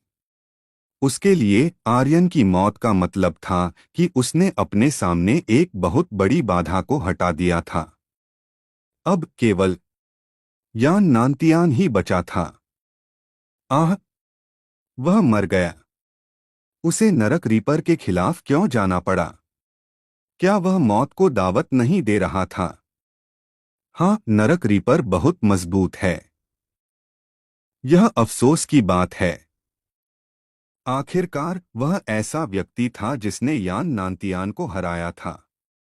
इसके अलावा उसने जो आत्मा संचार तकनीक, पशु नियंत्रण तकनीक और गठन तकनीक दिखाई थी, वे सभी बहुत मजबूत थीं। वह एक राक्षस है। क्या अफसोस है, क्या अफसोस है। अफसोस की क्या बात है? वह इसके लायक था। कुछ लोगों को दया आई, जबकि कुछ ने उपहास किया। स्वर्ग अवशेष पंथ का गोल्डन सिकाड़ा का चेहरा भी उपहास से भरा था। वह इसके लायक था। गोल्डन सिकाड़ा ने उपहास करते हुए कहा, यह मेरे आदेशों को न सुनने का नतीजा है। उसने वास्तव में आत्मा संचार तकनीक खो दी और सीधे हार मान ली। हुम्फ। तुम जैसे लोग जो मेरे नियंत्रण में नहीं हैं, इस दुनिया में नहीं रह सकते। चलो चलें शिविर में वापस। कल हमारी बारी है। एक बूढ़े व्यक्ति ने कहा। पंथ नेता वांग ताई और अन्य दो कहाँ हैं? वे तीनों गंभीर रूप से घायल और बेहोश थे। हालांकि वे अभी तक मरे नहीं थे। गोल्डन सिकाड़ा ने ठंडे होकर देखा और कहा, वे तीन कचरे के टुकड़े होने का क्या फायदा? उन्हें अपने आप मरने दो। बिल्कुल भी दया नहीं थी। यह कहने के बाद गोल्डन सिकाड़ा ने बूढ़े व्यक्ति को देखा और कहा, अगर मुझे पता चला कि कोई भी उनका इलाज करने या उनके शवों को इकट्ठा करने की हिम्मत करता है, तो मुझे असभ्य होने के लिए दोषी मत ठहराना। बूढ़े व्यक्ति ने तुरंत अपना सिर झुका लिया और बोलने की हिम्मत नहीं की। गोल्डन सिकाड़ा ने उपहास किया और कहा, यह आर्यन का अनुसरण करने का नतीजा है। क्या सुंदरता है! क्या अफसोस है! चलो चलें। वांग ताई पुष्प अधिपति और लू शुआंकुआन के मुंह से खून बह रहा था और वे जमीन पर गिर गए थे। सभी तितर-बितर हो गए। एक बूढ़ा भिक्षु धीरे धीरे बाहर निकला। उसके चेहरे पर कोई भाव नहीं था। वह बहुत शांत था, जैसे ठहरे हुए पानी की लहर। उसने आर्यन से जाने के लिए कहा था, लेकिन आर्यन नहीं गया। इसके बजाय वह और भी ज्यादा शक्ति से फट पड़ा। उसके दिल में लहरें उठने लगीं। लेकिन आर्यन के चट्टान से कूदने के बाद लहरें शांत नहीं हुईं। इसके बजाय वे और भी ज्यादा भयंकर हो गईं। वे और ज्यादा उमड़ी और अंत में एक विशाल लहर आसमान तक पहुंच गई। मानव हृदय ऐसा ही होता है। वास्तविकता क्रूर है। हालांकि बूढ़े भिक्षु ने उन तीनों को उठाया और कहा, तुम्हारा स्वामी एक बार फिर अवतरित होगा और तुम सब। बूढ़े भिक्षु ने पास के बुराई दानव मंदिर को देखा और अंदर चला गया। वह मंदिर के प्रवेश द्वार पर चला गया। एक और बूढ़े भिक्षु ने अपनी आंखें उठाईं और कहा, क्या तुमने सचमुच इसके बारे में सोचा है? उसकी आवाज बहुत धीमी थी। वह एक मरे हुए व्यक्ति की तरह था। बूढ़े भिक्षु ने कहा, हमने 1000 साल तक इंतजार किया है। क्या वह अब प्रकट नहीं हुआ है? वह क्या वह वही व्यक्ति है जिसका हम इंतजार कर रहे हैं? गुरु चाहते हैं कि हम यहाँ किसी ऐसे व्यक्ति का इंतजार करें जो 12 नरक रीपरों को वश में कर सके, लेकिन उसने ऐसा नहीं किया। वह तो बुराई दानव चट्टान पर मर भी गया, बूढ़े भिक्षु ने धीरे से कहा। बूढ़े भिक्षु ने दूर उस जगह की ओर देखा जहां आर्यन गिरा था और कहा, वह निश्चित रूप से अवतरित होगा। वह वही व्यक्ति होना चाहिए जिसका गुरु चाहते हैं कि हम इंतजार करें। यह कहने के बाद आप लोगों को यह स्टोरी कैसी लग रही है, कमेंट करके जरूर बताएं। और बने रहे आप अपने जीवपति त्रिपाठी जी के साथ। धन्यवाद मित्रों। एपिसोड 1835। स्तर 12 लगातार विस्फोट। और फिर वहां था आर्यन। चट्टान से कूदने के बाद उसका शरीर तेजी से नीचे गिर रहा था। वह अपने शरीर को बिल्कुल नियंत्रित नहीं कर पा रहा था और 12 नरक रीपर जिन्हें वह चट्टान से नीचे खींच लाया था, क्रोधित हो उठे और उस पर पागलों की तरह टूट पड़े। बहन, मुझे कूदने के लिए कहा था, क्या तुम्हारे पास कोई विचार है? आर्यन ने बेसब्री से पूछा। स्लीपिंग ब्यूटी सर्वशक्तिमान थी। उसे चट्टान से कूदने के लिए कहने के उसके अपने कारण जरूर होंगे। स्लीपिंग ब्यूटी ने कहा, मैं सोच रही हूं। अरे! आर्यन ने आंखें घुमाईं और कहा, बहन, तुम मुझे मारना चाहती हो। इस समय कोई रास्ता सोचना। यह थोड़ा देर हो चुकी थी। स्लीपिंग ब्यूटी खिलखिलाई, स्वामी, चिंता मत करो, मैं तुम्हें निश्चित रूप से किसी खतरे में नहीं पड़ने दूंगी, मैं उतनी मूर्ख विद्वान नहीं हूँ। विद्वान की बात सुनकर आर्यन का दिल डूब गया। वह अब कैसा है? मुझे नहीं पता कि वरिष्ठ बहन अधिपति पुष्प और अन्य के साथ क्या हो रहा है। भाड़ में जाओ। यह सोचते ही आर्यन का दिल क्रोध से भर गया। यान नांटियन नी लिन, बस इंतजार करो। जब तक मैं नहीं मरता, मैं तुम्हारा दुःस्वप्न बनूंगा। वह सचमुच दुखी था, खासकर नी लिन। पहले आर्यन को लगा था कि वह एक अच्छी महिला है, लेकिन वह अभी भी बहुत भोला था। नी लिन बहुत कपटी थी और उसे इस्तेमाल किया गया था। इसी तरह यान नांटियन का भी उसके द्वारा इस्तेमाल किया गया होगा, और यहाँ तक कि 8 महान शिष्यों की मौत भी नी लिन के कारण हुई थी। यदि ऐसा था, आर्यन का दिल ठंडा पड़ गया। यह दुनिया बहुत खतरनाक है। वास्तविकता वास्तविकता थी। सभी महिलाएं अधिपति पुष्प की तरह नहीं होंगी, जो निस्वार्थ भाव से उसके प्रति समर्पित हों, जैसे रूबी। सभी महिलाएं अच्छी नहीं थीं। नी लिन एक यथार्थवादी थी, एक ऐसी व्यक्ति जो अपने लक्ष्य को प्राप्त करने के लिए कुछ भी करेगी, एक सांप या बिच्छू की तरह सुंदर महिला। स्लीपिंग ब्यूटी ने कहा, स्वामी, तुम अभी भी इसके बारे में सोच रहे हो? नरक रीपर तुम्हें पकड़ने वाले हैं, तुम्हें बचने के बारे में सोचना होगा। भागो। आर्यन ने अपने विचारों को वापस लिया और कहा, अपनी दादी के पैर से भागो। मैं उन सबको ले लूंगा।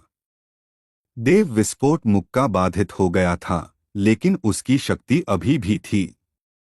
हालांकि इसने केवल एक नरक रीपर के एक हाथ को नष्ट किया था। दूसरे शब्दों में, ये 12 नरक रीपर निश्चित रूप से सुपर मजबूत थे। उन्हें नीचे गिराना था। भले ही वे अब आर्यन का शिकार कर रहे थे, आर्यन अभी भी उनसे प्यार करता था। स्लीपिंग ब्यूटी ने आह भरी और कहा, तुम उन्हें वश में करना चाहते हो? आर्यन ने कहा, हाँ, मैं उन्हें प्राचीन देव युद्ध क्षेत्र में लाना चाहता हूँ। मैं चाहता हूँ कि वे मेरे जानवर बने। मैं अपनी खुद की शक्ति स्थापित करना चाहता हूँ, एक अद्वितीय युद्ध समूह। यह कोई मजाक नहीं था। वह मुख्य देवों के महल के लोगों के साथ क्यों था?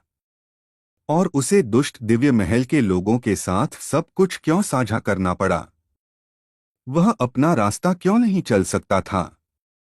उसे किसी और के लिए काम क्यों करना पड़ा? भले ही आर्यन किसी भी तरफ मदद करे, भले ही वह युद्ध की स्थिति बदल दे, उसे ज्यादा से ज्यादा देव की उपाधि मिलेगी और ज्यादा कुछ हासिल नहीं होगा। इसके अलावा वह भाग्य के देवता को भी नहीं मार पाएगा।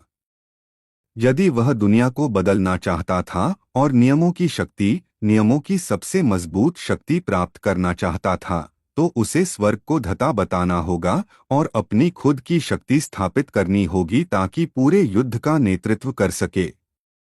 वह देव की उपाधि प्राप्त नहीं करना चाहता था। वह 1 लाख लोगों का शासक बनने वाला था।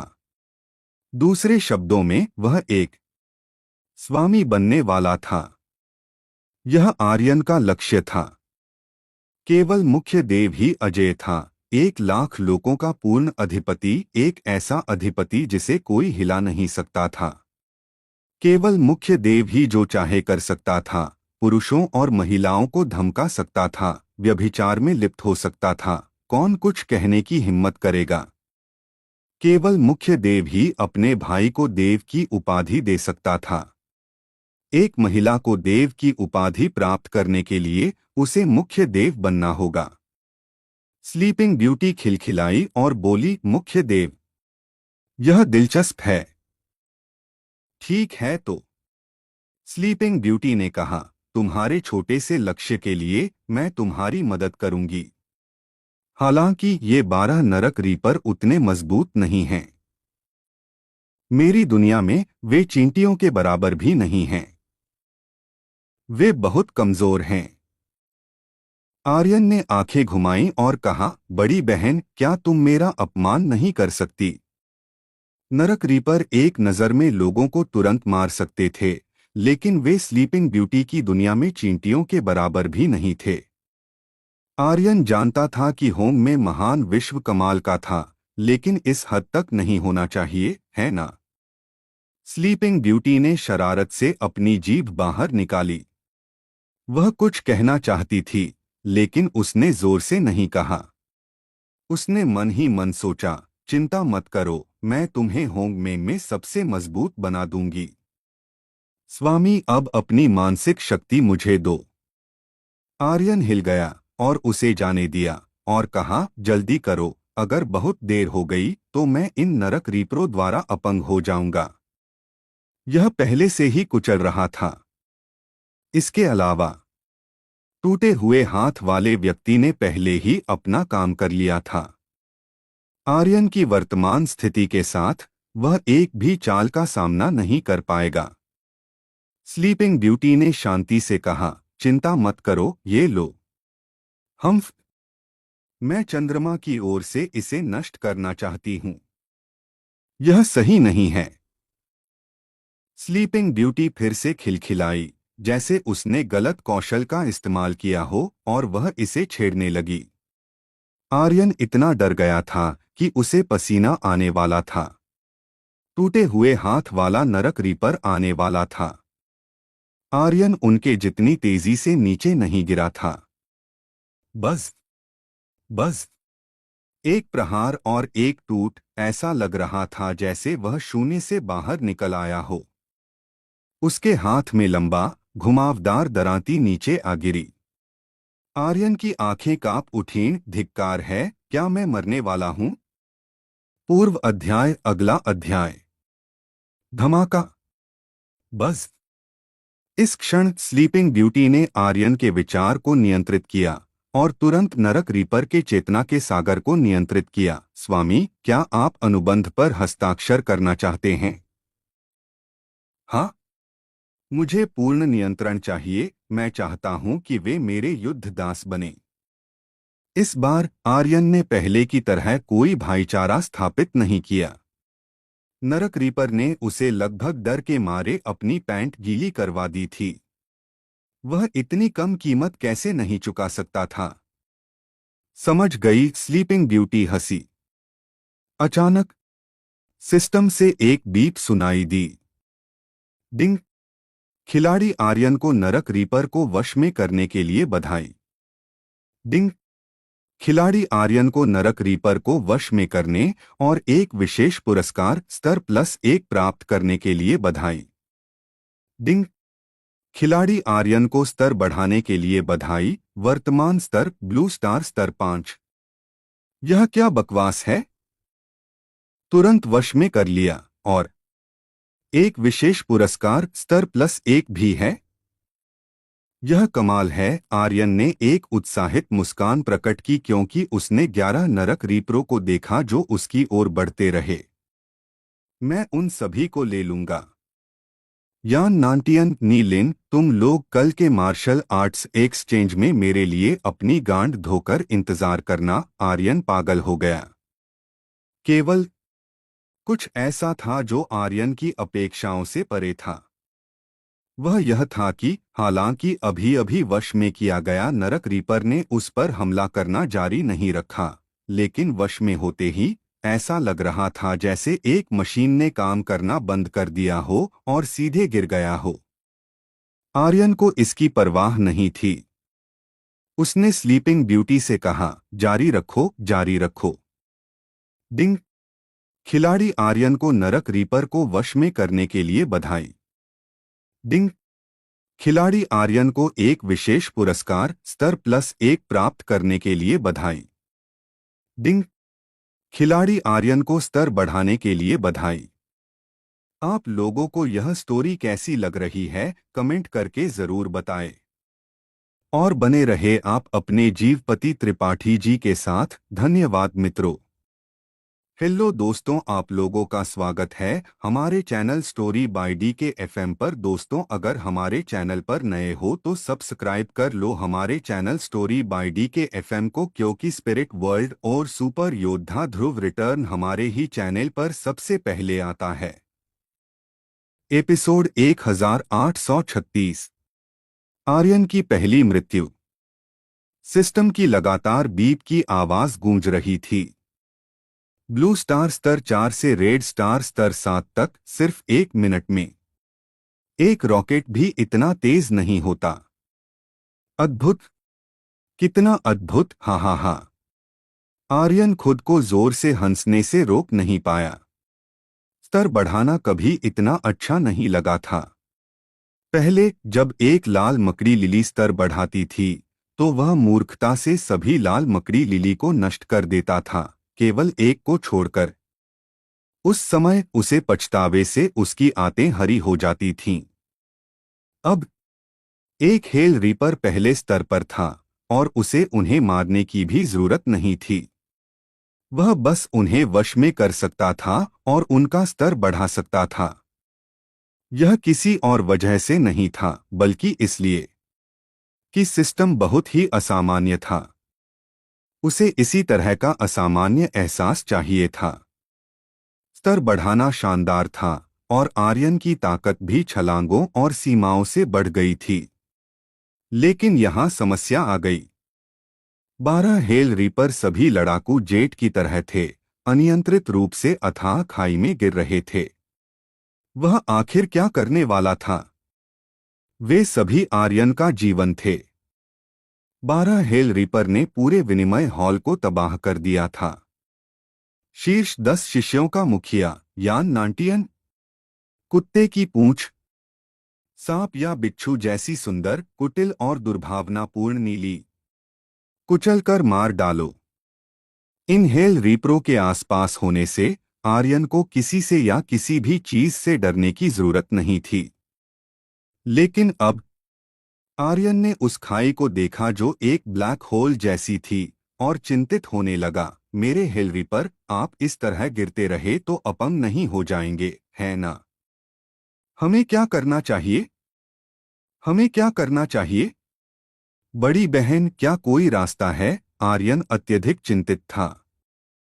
सोती हुई सुंदरी, स्लीपिंग ब्यूटी, ने कहा, इससे पहले कि मैं उन्हें नियंत्रित करूं, उनके दिमाग किसी और व्यक्ति द्वारा नियंत्रित होते हैं।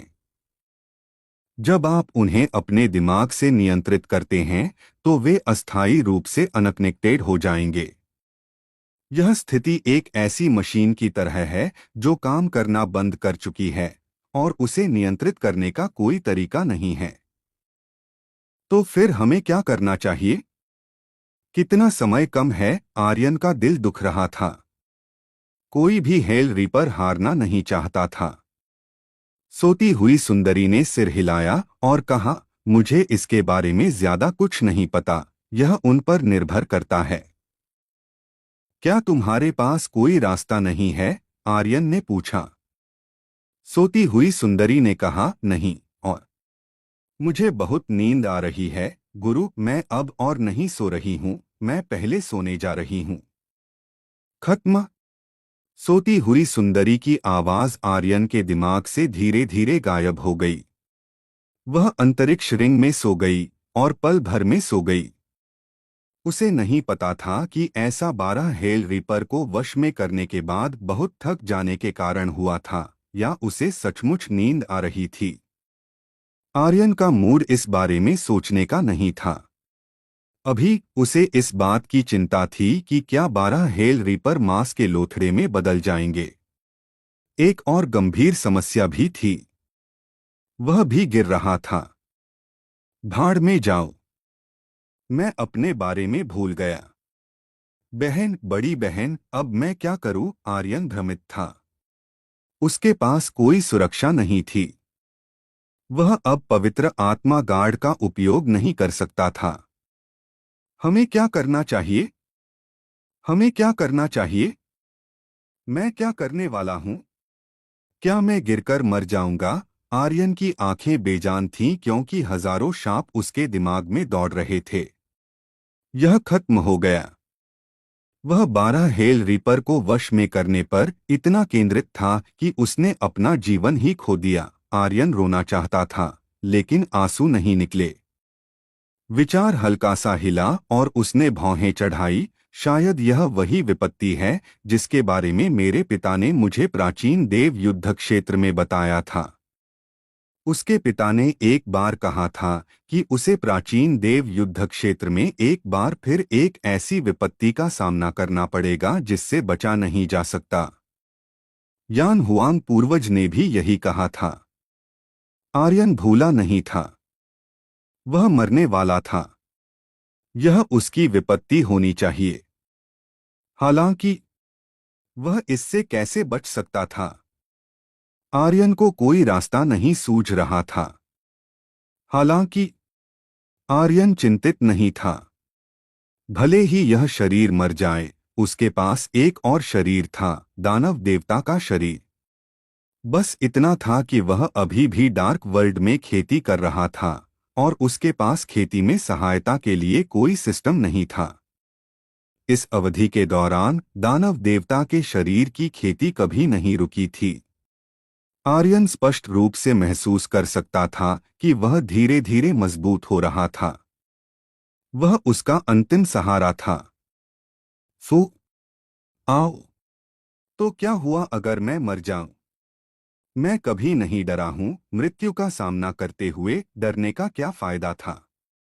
आर्यन की आंखें खुली थीं क्योंकि वह हर चीज का सामना कर रहा था। पूर्व अध्याय अगला अध्याय। धमाका। पूर्व अध्याय अगला अध्याय। धमाका। पूर्व अध्याय अगला अध्याय। धमाका। आधे घंटे के बाद आर्यन अभी भी गिर रहा था, लेकिन उसने 12 जोरदार गड़गड़ाहट की आवाजें सुनी। यह उसके जमीन से टकराने की आवाज थी। आर्यन का दिल डूब गया। यह खत्म हो गया। 12 हेल रीपर सभी मर गए। इस समय आर्यन अभी भी 12 हेल रीपर को नियंत्रित करने में असमर्थ था। वह अभी भी एक शॉर्ट सर्किट के बीच में था। भूल जाओ। मैं वैसे भी मरने वाला हूं। जब मेरे दानव देवता का शरीर प्राचीन देव युद्ध क्षेत्र में पहुंचेगा तो मैं निश्चित रूप से यहां अपना शव लेने आऊंगा। आर्यन हल्का सा मुस्कुराया। उसका शरीर नीचे गिरा और कहा, आओ। वह कुछ नहीं कर सकता था। आर्यन का शरीर जमीन से टकराया। गरज। शक्तिशाली प्रभाव के कारण उसके शरीर की सभी हड्डियां टूट गईं। जिस क्षण उसका शरीर जमीन से टकराया, उसका मांस बुरी तरह से क्षत-विक्षत हो गया था और उसके सिर के ऊपर का खून तुरंत खाली हो गया। हजारों मीटर की ऊंचाई से गिरने पर एक शिखर विशेषज्ञ भी जीवित नहीं रह पाएगा। आर्यन की तो बात ही क्या, जो केवल रेड स्टार दायरे में था। वह भी वैसा ही था, प्रभाव का सामना करने में असमर्थ। मैं मरने वाला हूं। आर्यन अंत में मुस्कुराया। गरज। मांस के ढेर में बदल जाने के बाद भी आर्यन मुस्कुराने में सक्षम था। हालांकि उसकी मृत्यु के क्षण में एक अंधेरी शक्ति ने उसके दिमाग को घेर लिया। बस बस बस। एक काली मोती से एक गूंजती हुई आवाज निकली। धमाका। एक जोरदार धमाके के साथ आर्यन का जैसे पुनर्जन्म हुआ। उसके भौतिक शरीर को फिर से गढ़ा गया, लेकिन उसकी खेती नहीं बदली। वह अभी भी रेड स्टार दायरे स्तर 7 पर था और उसकी तकनीकें नहीं बदली। देव विस्फोट मुट्ठी अभी भी वहीं थी। उसकी बाह पर ड्रैगन का निशान अभी भी वहीं था। लगभग सब कुछ पहले जैसा ही था। लेकिन कुछ अलग था। आर्यन का दिल बदल गया था। यह काले स्टील जैसे धागों से ढका हुआ था जिसने उसके पूरे दिल की रक्षा की। जिस क्षण आर्यन को होश आया, उसने गहरी सांस ली। अपनी मृत्यु के क्षण में उसने नर्क के द्वार खुलते देखे और उसे नर्क में ले जाने वाला था, लेकिन इस क्षण एक काली शक्ति ने उसे नर्क के द्वार से वापस खींच लिया। स्वर्गीय राजा अमर मोती। स्वर्गीय राजा अमर मोती जो उसके दिमाग में समाहित हो गया था। जब आर्यन को होश आया तो उसकी पीठ पर ठंडा पसीना था। दूसरी तरफ मांस के ढेर को देखते हुए उसके माथे पर ठंडा पसीना था। धिक्कार है, मैं सचमुच मरा नहीं। अमर मोती। स्वर्गीय राजा अमर मोती। जैसा कि अपेक्षित था, मैं नहीं मरा। और तो और, आर्यन ने एक पल के लिए महसूस किया, और कोई असहजता महसूस नहीं हुई। बस इतना था कि वह यह नहीं बता सकता था कि काले स्टील के तार क्या थे, लेकिन वह महसूस कर सकता था कि ये स्टील के तार उसे नुकसान नहीं पहुंचाएंगे, बल्कि उसकी रक्षा कर रहे थे। हर बार जब वह मरता था तो उसकी ताकत थोड़ी बढ़ जाती थी। उसका दिल पहले ही मजबूत हो चुका था। फिर भी आर्यन सचमुच नर्क के द्वार को फिर से उसके लिए खुलते नहीं देखना चाहता था। मृत्यु सचमुच भयानक थी। वह अब और कोशिश नहीं करना चाहता था। फू। आर्यन ने लंबी सांस ली। मेरी पहली मौत। आप लोगों को यह स्टोरी कैसी लग रही है, कमेंट करके जरूर बताएं। और बने रहे आप अपने जीवपति त्रिपाठी जी के साथ। धन्यवाद मित्रों। एपिसोड 1837। गुमशुदा दुनिया, विशालकाय कबीला। वह मरा नहीं था, जो आर्यन की अपेक्षाओं से परे था। हालांकि उसे खुशी नहीं हुई, उसके पास समय नहीं था, क्योंकि जिसे वह सबसे ज्यादा चिंतित था वह खुद नहीं था, बल्कि ये भयानक नर्क रीपर थे। तुम सब मेरे अतिभयानक युद्ध पालतू हो। मैं खुद भी मौत के मुंह में नहीं गिरा, तुम लोग भी नहीं गिर सकते, है ना? आर्यन ने खाई के तल पर देखा। यह एक आदिम जंगल था, जिसमें हर तरह के ऊंचे ऊंचे पेड़ और दुर्लभ फल थे। यह किसी गुमशुदा दुनिया जैसा था। यह बाहरी दुनिया से बिल्कुल अलग दुनिया थी। घास का एक पत्ता भी एक विशाल पेड़ जितना बड़ा था, और एक फूल पहाड़ जितना बड़ा था। यह देखकर आर्यन थोड़ा हक्का बक्का रह गया। पहले नर्क रीपर को ढूंढते हैं। आर्यन का मूड यहाँ के अंतर की सराहना करने का नहीं था, और वह तेजी से जंगल में खोजने लगा। जितना गहरा वह गया, आर्यन उतना ही ज्यादा हैरान होता गया। इस विशेष छोटी दुनिया के लिए सब कुछ थोड़ा असामान्य था।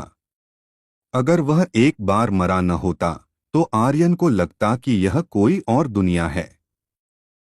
विचार आया, मुझे अभी भी महसूस नहीं हो रहा। आर्यन बुदबुदाया, क्या वे सब मर गए हैं? ऐसा नहीं हो सकता। अगर वे मर गए हैं तो मैं ऊपर कैसे जाऊंगा? लाल तारा क्षेत्र की खेती के साथ वह अपनी तलवार पर उड़ सकता था, लेकिन इतनी ऊंची उड़ान नहीं भर सकता था। वह फिर से कुचलकर मर जाएगा, और वह नहीं चाहता था कि उसका शरीर फिर से मांस के ढेर में बदल जाए। वह उस अनुभव को फिर कभी नहीं दोहराना चाहता था। सामने एक छेद है। आर्यन ने अपने सामने अथाह काले छेद को देखा। इसके अंदर कोई खजाना तो नहीं छिपा है ना? सूसू। छेद से ठंडी हवा का एक झोंका निकला। आर्यन अचानक रुक गया, उसके हाव भाव बदल गए, और पल भर में वह मुड़ा और भागा। यह इसी क्षण था। विशाल छेद अचानक बंद हो गया, और एक मोटी काली बिजली के बोल्ट की तरह वह आर्यन की ओर बढ़ा। यह बिल्कुल भी विशाल छेद नहीं था, यह एक विशाल अजगर का खुला मुंह भी था। यह विशाल अजगर कितना बड़ा था? धिक्कार है। यह दुनिया क्या बला है? आर्यन पागलों की तरह भागा। उसने शक्तिशाली राक्षसी जानवर देखे थे, लेकिन उसने कभी इतना शक्तिशाली जानवर नहीं देखा था। जब अजगर कुंडली मारकर बैठता था तो उसका शरीर पहाड़ जैसा होता था, और वह अपना मुंह भी खोलता था ताकि तुम्हें लगे कि यह एक गुफा है। यह कितना अजीब था। आर्यन का तो उसे मारने का भी मन नहीं कर रहा था। ऐसा इसलिए था क्योंकि अजगर के सिर पर एचपी बार कम से कम 10 मीटर लंबा था। एचपी की इतनी मात्रा, आर्यन को सिर्फ उसे देखकर चक्कर आ गया। सबसे महत्वपूर्ण बात यह थी, यह जानवर अभी तक कोई मास्टर दानव नहीं था क्योंकि इसमें मास्टर दानव की कोई आभा नहीं थी। अगर यहाँ कोई मास्टर दानव होता तो वह कितना शक्तिशाली होता। हूँ हूँ हूँ हूँ हूँ हूँ। आर्यन एक चट्टान पर झुक गया और हांफने लगा। उसने चारों ओर देखा और सुनिश्चित किया कि वह अजगर से पीछा छुड़ा चुका है। तभी उसे थोड़ी राहत मिली। यह कहाँ है? वह समझ नहीं पा रहा था। जैसे ही आर्यन बेहद उदास महसूस कर रहा था, उसके पीछे की चट्टान थोड़ी हिली, जिससे आर्यन का शरीर हल्का सा कांप उठा। आर्यन मुड़ा और ऊपर देखा। 1 दर्जन मीटर हवा में गहरे हरे रंग की आंखों का एक जोड़ा उसे घूर रहा था। और जिस पर आर्यन झुका हुआ था, वह चट्टान नहीं थी, बल्कि इस चीज का एक छोटा सा पैमाना था। धिक्कार है! आर्यन ने गाली दी, फिर तेजी से भागा। गरज! एक जोरदार आवाज के साथ उस चीज ने एक गर्जना की। उसका शरीर अचानक खड़ा हो गया और तुरंत बाहर निकला, लगभग तुरंत आर्यन के सामने आ गया। अपने शरीर को मोड़ते हुए उसने आर्यन के दाहिने हाथ पर गर्जना की, जिससे आर्यन गर्जना से आने वाली तेज हवा का सामना नहीं कर सका और उसका शरीर लगातार पीछे हटता रहा। यह चीज, एक शब्द भयंकर, 3 शब्द काफी भयंकर।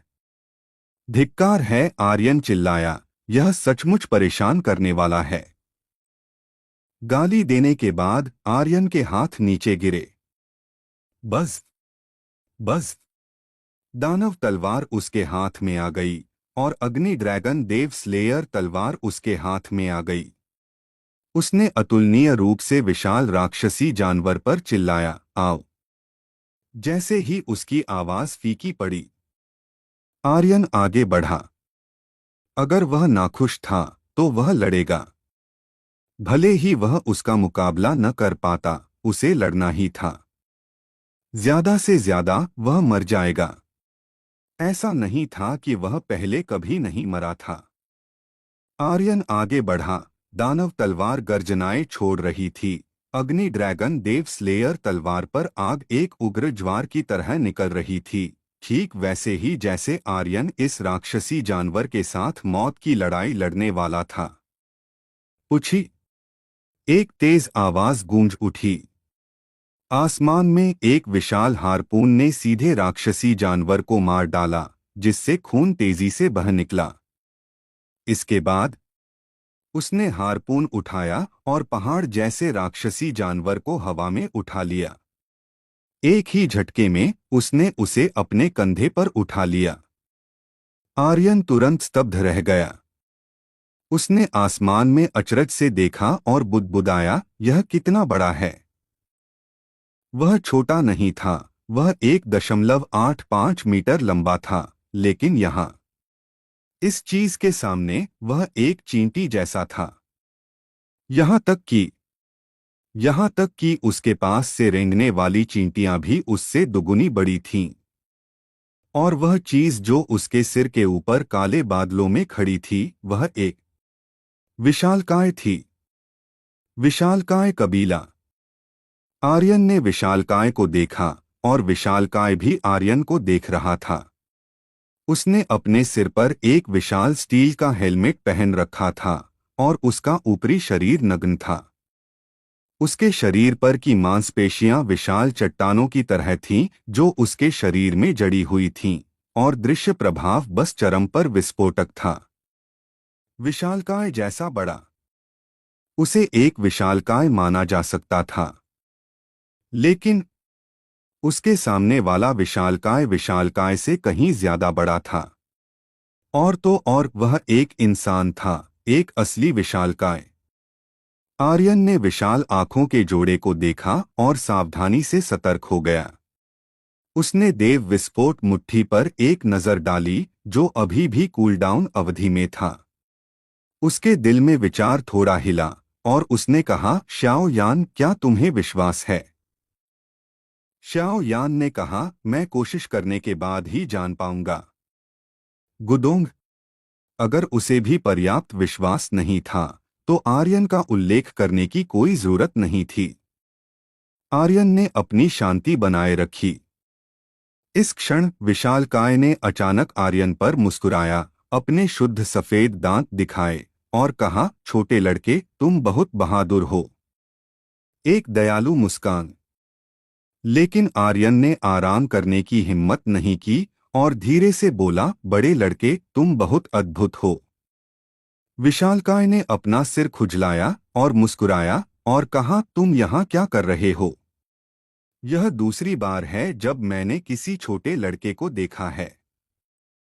जब उसने छोटे लड़के शब्द कहा तो विशालकाय फिर से स्तब्ध रह गया और तुरंत समझाया, जब मैंने छोटे लड़के कहा तो मेरा मतलब तुम्हें डांटना नहीं था, मेरा मतलब था कि तुम छोटे हो। वह थोड़ा डरा हुआ लग रहा था। ऐसा नहीं था कि वह आर्यन से डरा हुआ था, बल्कि वह अपनी यादों की गहराइयों में किसी चीज से डरा हुआ था। फिर उसने बुदबुदाया, पिछली बार मुझे पीटा गया था। आर्यन ने उत्सुकता से पूछा, तुमने पहली बार किसी छोटे लड़के को कब देखा था? विशालकाय ने कुछ देर सोचा और कहा, लगभग 1000 साल हो गए होंगे। मुझे सटीक समय याद नहीं है। वह भी तुम्हारी तरह ऊपर से गिरी थी, लेकिन वह तुमसे अलग लगती है। उसकी छाती पर एक छोटा सा उभार था। आर्यन की आंखें डबडबाईं, महिला। 1000 साल पहले। माँ। पल भर में उसे अपनी माँ की याद आ गई। आर्यन सदमे से अभिभूत था, माँ भी यहाँ आ चुकी हैं? विशालकाय की प्रतिक्रिया को देखकर उसकी माँ ने उसे जरूर पीटा होगा। यह कहानी अब एक नए और रहस्यमय मोड़ पर आ गई है, जहां आर्यन न केवल एक खोई हुई दुनिया में फंसा हुआ है, बल्कि उसे अपनी मां के अतीत के बारे में भी अप्रत्याशित सुराग मिल रहे हैं। यह विशालकाय कौन है और उसकी मां का इस जगह से क्या संबंध है? क्या आर्यन अपने नर्क रीपर्स को ढूंढ पाएगा और इस नई चुनौती का सामना कर पाएगा? आप लोगों को यह स्टोरी कैसी लग रही है, कमेंट करके जरूर बताएं। और बने रहे आप अपने जीवपति त्रिपाठी जी के साथ। धन्यवाद मित्रों। एपिसोड 1838। एसएसएस स्तर की खोज, देव विस्फोटक मुट्ठी का उन्नयन। 1000 साल पहले मीरा, माँ, ने एक नर्क के कसाई को मारा और इस खोई हुई दुनिया में आई। ठीक उसी तरह वह इस विशालकाय व्यक्ति से मिली। विशालकाय के सिर पर काफी निशान थे जो मीरा, माँ, ने छोड़े थे। उसने जो स्टील का हेलमेट पहना था वह उन निशानों को छिपाने के लिए था। आर्यन ने अपने सामने विशालकाय को देखा और अपनी माँ के बारे में सोचा। उसका दिमाग एक बार फिर से इस बात को संसाधित करने में असमर्थ था, समय के नियमों को नियंत्रित करना, 13 नर्क के कसाईयों से लड़ना और उनमें से एक को मारना। अब एक और विशालकाय को 1000 साल बाद भी एक मनोवैज्ञानिक सदमा है जो गायब नहीं हुआ है। यह बूढ़ी महिला, तुम कितनी भयंकर हो! आर्यन कल्पना भी नहीं कर सकता था। विशालकाय ने आर्यन को देखा और कहा, क्या तुम राक्षस द्वीप से बाहर निकलने का रास्ता खोजने आए हो? विशालकाय ने मासूमियत से पूछा। 1000 साल, शायद जब से वह पैदा हुआ था। यह दूसरी बार था जब वह किसी इंसान से मिला था। वह नहीं जानता था कि इंसान कितने कपटी होते हैं और उसने अपनी मूल पवित्रता बनाए रखी थी। हालांकि अगर वह बाहर जाता तो कोई भी उन्हें कुछ भी करने की हिम्मत नहीं करता। अगर वह गुस्सा होता तो परिणाम अकल्पनीय होते। आर्यन ने पूछा, क्या पिछली बार आया व्यक्ति भी राक्षस द्वीप से बाहर निकलने का रास्ता खोजने आया था? विशालकाय ने कहा, उसने यही कहा था, लेकिन अंत में उसे नहीं मिला और वह चली गई। उसने मुझे बाहर की दुनिया दिखाने का वादा किया था, लेकिन वह खुद ही चुपचाप चली गई। उसने मुझसे अगले व्यक्ति का इंतजार करने को कहा और कहा कि जब तक मैं इंतजार करूंगा वह मुझे ले जाएगी। तुम दूसरे व्यक्ति हो जिसका मैं इंतजार कर रहा हूं। चूंकि तुम पहले ही प्रकट हो चुके हो, तो क्या वह प्रकट होगी? विशालकाय ने आसमान की ओर देखा। वह बाहर की दुनिया के लिए तरस रहा था। यहाँ 1000 साल तक रहने के बाद वह तरस रहा था कि आसमान के बाहर की दुनिया कैसी थी। विशालकाय ने धीरे धीरे कहा। आर्यन का दिल बार बार कांप उठा। दूसरा व्यक्ति मैं हूं। माँ, क्या तुम चाहती हो कि मैं उसे यहाँ से ले जाऊं? यह सही नहीं है। तुमने यह सब पहले ही व्यवस्थित कर दिया है। तुम यह सब पहले ही जानती हो। क्या तुम महान भविष्यवाणी मंत्र भी जानती हो? आर्यन एक बार फिर सदमे में था। जब भी उसकी माँ किसी जगह जाती, आर्यन को उसकी माँ द्वारा छोड़ी गई बहुत सारी चीजें मिल जातीं। नर्क का कसाई भी शायद वैसा ही था। फिर उसके सामने विशालकाय था। आर्यन ने विशालकाय की आंखों में लालसा देखी। उसने विशालकाय की आंखों में गुस्सा देखा और कहा, मैं तुम्हें ले जा सकता हूं। आर्यन शायद दुनिया में एकमात्र व्यक्ति था जो विशालकाय को ले जा सकता था। ऐसा इसलिए था क्योंकि उसके पास सुमेरु अंगूठी थी जो एक पूरी दुनिया को संग्रहित कर सकती थी। वह दसियों हजार मीटर ऊंचे पहाड़ को भी संग्रहित कर सकता था, इसलिए एक विशालकाय स्वाभाविक रूप से कोई समस्या नहीं थी। जब विशालकाय ने यह सुना तो वह तुरंत उत्साह से हंसा। वह नीचे बैठ गया और आर्यन को देखा। क्या तुम गंभीर हो? आर्यन ने सिर हिलाया और कहा, मैं गंभीर हूं। विशालकाय ने माफी मांगते हुए कहा, मैं गलत था। उसने मुझे अपने साथ ले जाने का वादा किया था, लेकिन उसने मेरे पूरे कबीले को अपने साथ ले जाने का वादा किया था। आर्यन स्तब्ध रह गया। उसने विशालकाय के मूर्खतापूर्ण चेहरे को देखा जैसे उसने कुछ गलत किया हो और पूछा, तुम्हारे कितने लोग हैं? विशालकाय ने अपना सिर खुजलाया और उंगलियों से गिना। 108। भाड़ में जाओ। 108 सेनापति। आर्यन ने उत्साह से कहा, अगर वे मेरा साथ देना चाहते हैं, अगर वे मुझ पर विश्वास करना चाहते हैं, तो मैं उन्हें अपने साथ ले जाऊंगा। विशालकाय फिर से खुश हो गया। वे निश्चित रूप से तैयार होंगे। वे भी मेरी तरह बाहर की दुनिया देखना चाहते हैं। समाप्त। विशालकाय का चेहरा फिर से काला पड़ गया। उसने सिर हिलाया और कहा, हम नहीं जा सकते। हम अभी नहीं जा सकते। तुम्हारी दयालुता के लिए धन्यवाद, छोटे बच्चे। हम यहां से नहीं जा सकते। इस क्षण वो दूसरी ओर से युद्ध की आवाज सुनाई दे रही थी। विशालकाय अचानक खड़ा हो गया और उसके हाथ में बर्छी हिल गई। यह फिर से आ गया। फिर विशालकाय ने बर्छी पर लगे राक्षस को दूर फेंक दिया और तुरंत बाहर भागा। धमाका धमाका धमाका। उसके हर कदम से 10 तीव्रता का भूकंप आता था। आर्यन जमीन पर खड़ा था और हवा में हिल गया। इस समय सिस्टम से आवाज आई। डिंग। खिलाड़ी आर्यन को एस स्तर का मिशन ट्रिगर करने के लिए बधाई। मिशन विशालकाय जाति को अंधप्रभ के क्लोन को मारने में मदद करें। मिशन समय 1 दिन। मिशन इनाम स्तर +2। एक विशेष इनाम, विशालकाय जाति का विश्वास, विशालकाय की शक्ति, विशालकाय युद्ध कुल्हाड़ी। क्या आप स्वीकार करते हैं? काफी समय हो गया था जब मैंने एस स्तर का मिशन ट्रिगर किया था। चूंकि मैंने इसे ट्रिगर किया है, तो मैं इसे कैसे स्वीकार नहीं कर सकता। आर्यन चला, स्वीकार करो। अगर केवल एक मिशन इनाम विशालकाय जाति का विश्वास भी होता तो भी आर्यन इसे स्वीकार कर लेता।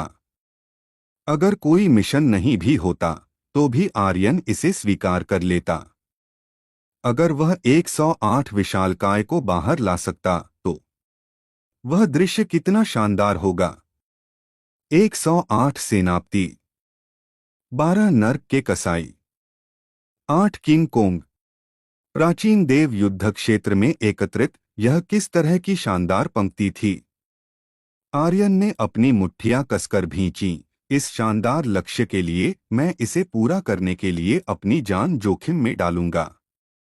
फिर आर्यन ने कौशल कॉलम में अकाल चौप को देखा और सांस छोड़ी। मुझे माफ करना, मेरे पास सचमुच कोई और विकल्प नहीं है। उसके विचार हिले। विलय। पिछली बार जब वह 7वीं मंजिल के शास्त्र छिपाने वाले मंडप के साथ विलय हुआ था तो देवविस्फोटक मुट्ठी का स्तर बढ़ने से बस थोड़ा ही दूर था। जैसे ही वह अकाल चौप के साथ विलय करेगा वह तुरंत स्तर बढ़ा पाएगा। अंधप्रभ के क्लोन को मारने के लिए यह आर्यन का एकमात्र सहारा था। डिंग। सिस्टम अधिसूचना। देवविस्फोटक मुट्ठी का स्तर बढ़ गया। Super rampage hurricane exploding god fist. एह। Super rampage hurricane exploding god fist. ऐसा लगता है कि एक अतिरिक्त शब्द रैम्पेज है, लेकिन यह कितना रैम्पेज है। आर्यन ने तुरंत आंकड़ों को देखा। जब उसने देवविस्फोटक मुट्ठी द्वारा लॉक किए गए लोगों की संख्या देखी तो आर्यन मुस्कुराया। स्तर 4 देवविस्फोटक मुट्ठी। एक मुट्ठी से 10 लोगों को लॉक करें और उन्हें तुरंत मार दें। और 10 प्रकाश की धारियां एक में विलय हो सकती हैं, जिससे रैम्पेज मॉड बनता है। हमले की सीमा दोगुनी हो जाएगी और गति दोगुनी हो जाएगी। अद्भुत। मेरे भाई। वेस्ट मदद के बिना हंस पड़ा। देवविस्फोटक मुट्ठी को एक बार नर्क के कसाई ने बाधित किया था, जिससे आर्यन को लगा था कि यह खतरे में है। एक बार जब इस मुट्ठी तकनीक को दूसरों द्वारा देख लिया जाता तो प्रतिद्वंद्वी को तुरंत मारने की उसकी क्षमता बेकार हो जाती। अब इसका स्तर बढ़ गया था।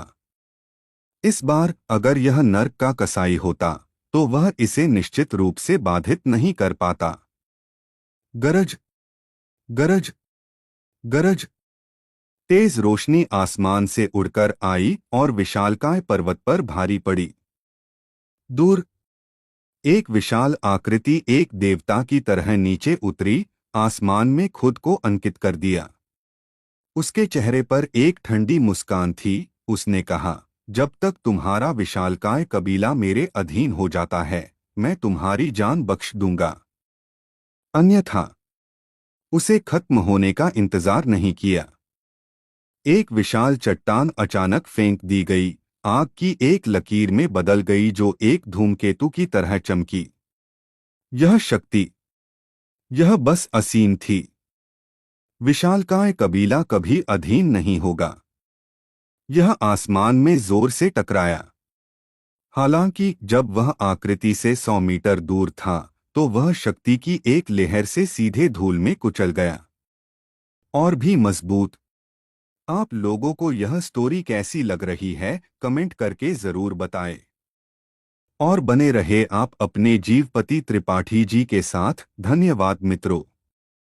एपिसोड 1939। विशाल। कभी हार नहीं मानना। उसने विशाल पत्थर को जिसे दानव ने फेंका था आसानी से धूल में मिला दिया और वह उसे बिल्कुल भी चोट नहीं पहुंचा सका। अंधप्रभ का अवतार कोल्डली मुस्कुराया, तुम दावत को ठुकराते हो केवल जुर्माना पीने के लिए मजबूर होने के लिए। अगर ऐसा नहीं होता कि मुझे तुम दानवों का अभी भी कुछ उपयोग है तो तुम बहुत पहले ही इस दुनिया से गायब हो गए होते। इस अंधेरे कोने में छिपकर तुम्हें क्या लगता है कि तुम सभी को कौन याद रखेगा? मुख्य देवता के हॉल के वे साथी? मैंने तुम सभी को एक मौका दिया था लेकिन तुमने उसे बर्बाद कर दिया। यह अच्छा है, फिर मैं तुम सभी को हमेशा के लिए पछतावा कराऊंगा और इस दुनिया से गायब कर दूंगा। 1 लाख लोगों में एकमात्र दानव जाति का वंशज। हमला करो। अंधप्रभ का क्लोन क्रोधित था। उसने दानव जाति से अपना धैर्य खो दिया था। हालांकि उसने स्वीकार किया कि दानव जाति वास्तव में एक मजबूत शक्ति थी जो उसके द्वारा उपयोग नहीं किए जा सकते थे। वे सभी दुश्मन थे। अगर वे दुश्मन थे तो उन्हें मरना ही था। जैसे ही उसने यह कहा, अंधप्रभ की सेना बिजली की गति से आगे बढ़ी। दानव जनजाति। वहां कोई किलेबंदी नहीं थी, केवल कुछ साधारण पत्थर ढेर किए हुए थे जो जरा से प्रभाव से भी ढह जाते। हालांकि उनकी तुलना में उनकी सबसे अच्छी रक्षा उनके शरीर थे। अंधप्रभ की सेना को देखते हुए दानव जाति के नेता के हाथ में पकड़ी विशाल कुल्हाड़ी कांपी और उसने चिल्लाया, दानव जाति, हमला करो। कोंग। उसने आसमान में गर्जना की और अपने पैरों से जमीन पर मुहर लगाई। वह हमले का सामना करने के लिए आगे बढ़ा। उसके पीछे के दानव भी दौड़ पड़े। युद्ध शुरू होने वाला था। दृश्य विशाल और अवर्णनीय था। आर्यन तेजी से भागा, उसकी नजर अंधप्रभ के क्लोन पर टिकी थी। यह बहुत दूर है, बहुत दूर। देव विस्फोटी मुट्ठी का स्तर बढ़ गया। लेकिन उसकी हमले की सीमा 100 किलोमीटर तक नहीं पहुंच सकती थी। अंधप्रभ के क्लोन को तुरंत मारने के लिए उसे हमले की सीमा में प्रवेश करना था। लेकिन अंधप्रभ के क्लोन के करीब जाने के लिए उसे अंधप्रभ की सेना के माध्यम से चार्ज करना था, अन्यथा यह असंभव था। विस्फोट, विस्फोट, विस्फोट। एक जोरदार विस्फोट हुआ। दानव जाति अंधप्रभ की सेना में घुस गई और जल्दी ही घिर गई। यह ऐसा था जैसे चींटियां हाथी को काट रही हों। उनके शरीर अंधप्रभ के सैनिकों से ढके हुए थे। होंग होंग, मैं आ रहा हूं। उसने अपने हाथ में भाला पकड़ा और उसे जमीन पर दबाया। भाला मुड़ गया और उसका शरीर आगे बढ़ा। वह तुरंत हजारों मीटर उड़ गया और एक गिरे हुए दानव को सहारा दिया। उसने अपने हाथ में भाला घुमाया और अंधप्रभ के सैनिकों के एक बड़े समूह को हटा दिया। आह लोंग, तुम्हें इतनी देर क्यों लगी? आह लोंग, मैंने पहले ही 100 मार डाले हैं। आह लोंग, तुम कहाँ गए थे? भाला पकड़े हुए और आर्यन से बात कर रहे दानव का नाम आह लोंग था। वह दानव जनजाति की युवा पीढ़ी के सबसे भयंकर योद्धाओं में से एक था। आह लोंग ने भोलेपन से कहा, मैंने एक इंसान को देखा। इसके तुरंत बाद आर्यन ने दूर बैठे अंधप्रभ को देखा और कहा, 1000 साल पहले किसी ने हमें बाहर निकालने का वादा किया था। अब जब वह यहाँ है, अगर मैं तुम्हें आज नीचे नहीं गिराता तो मैं नहीं जाऊंगा। मारो।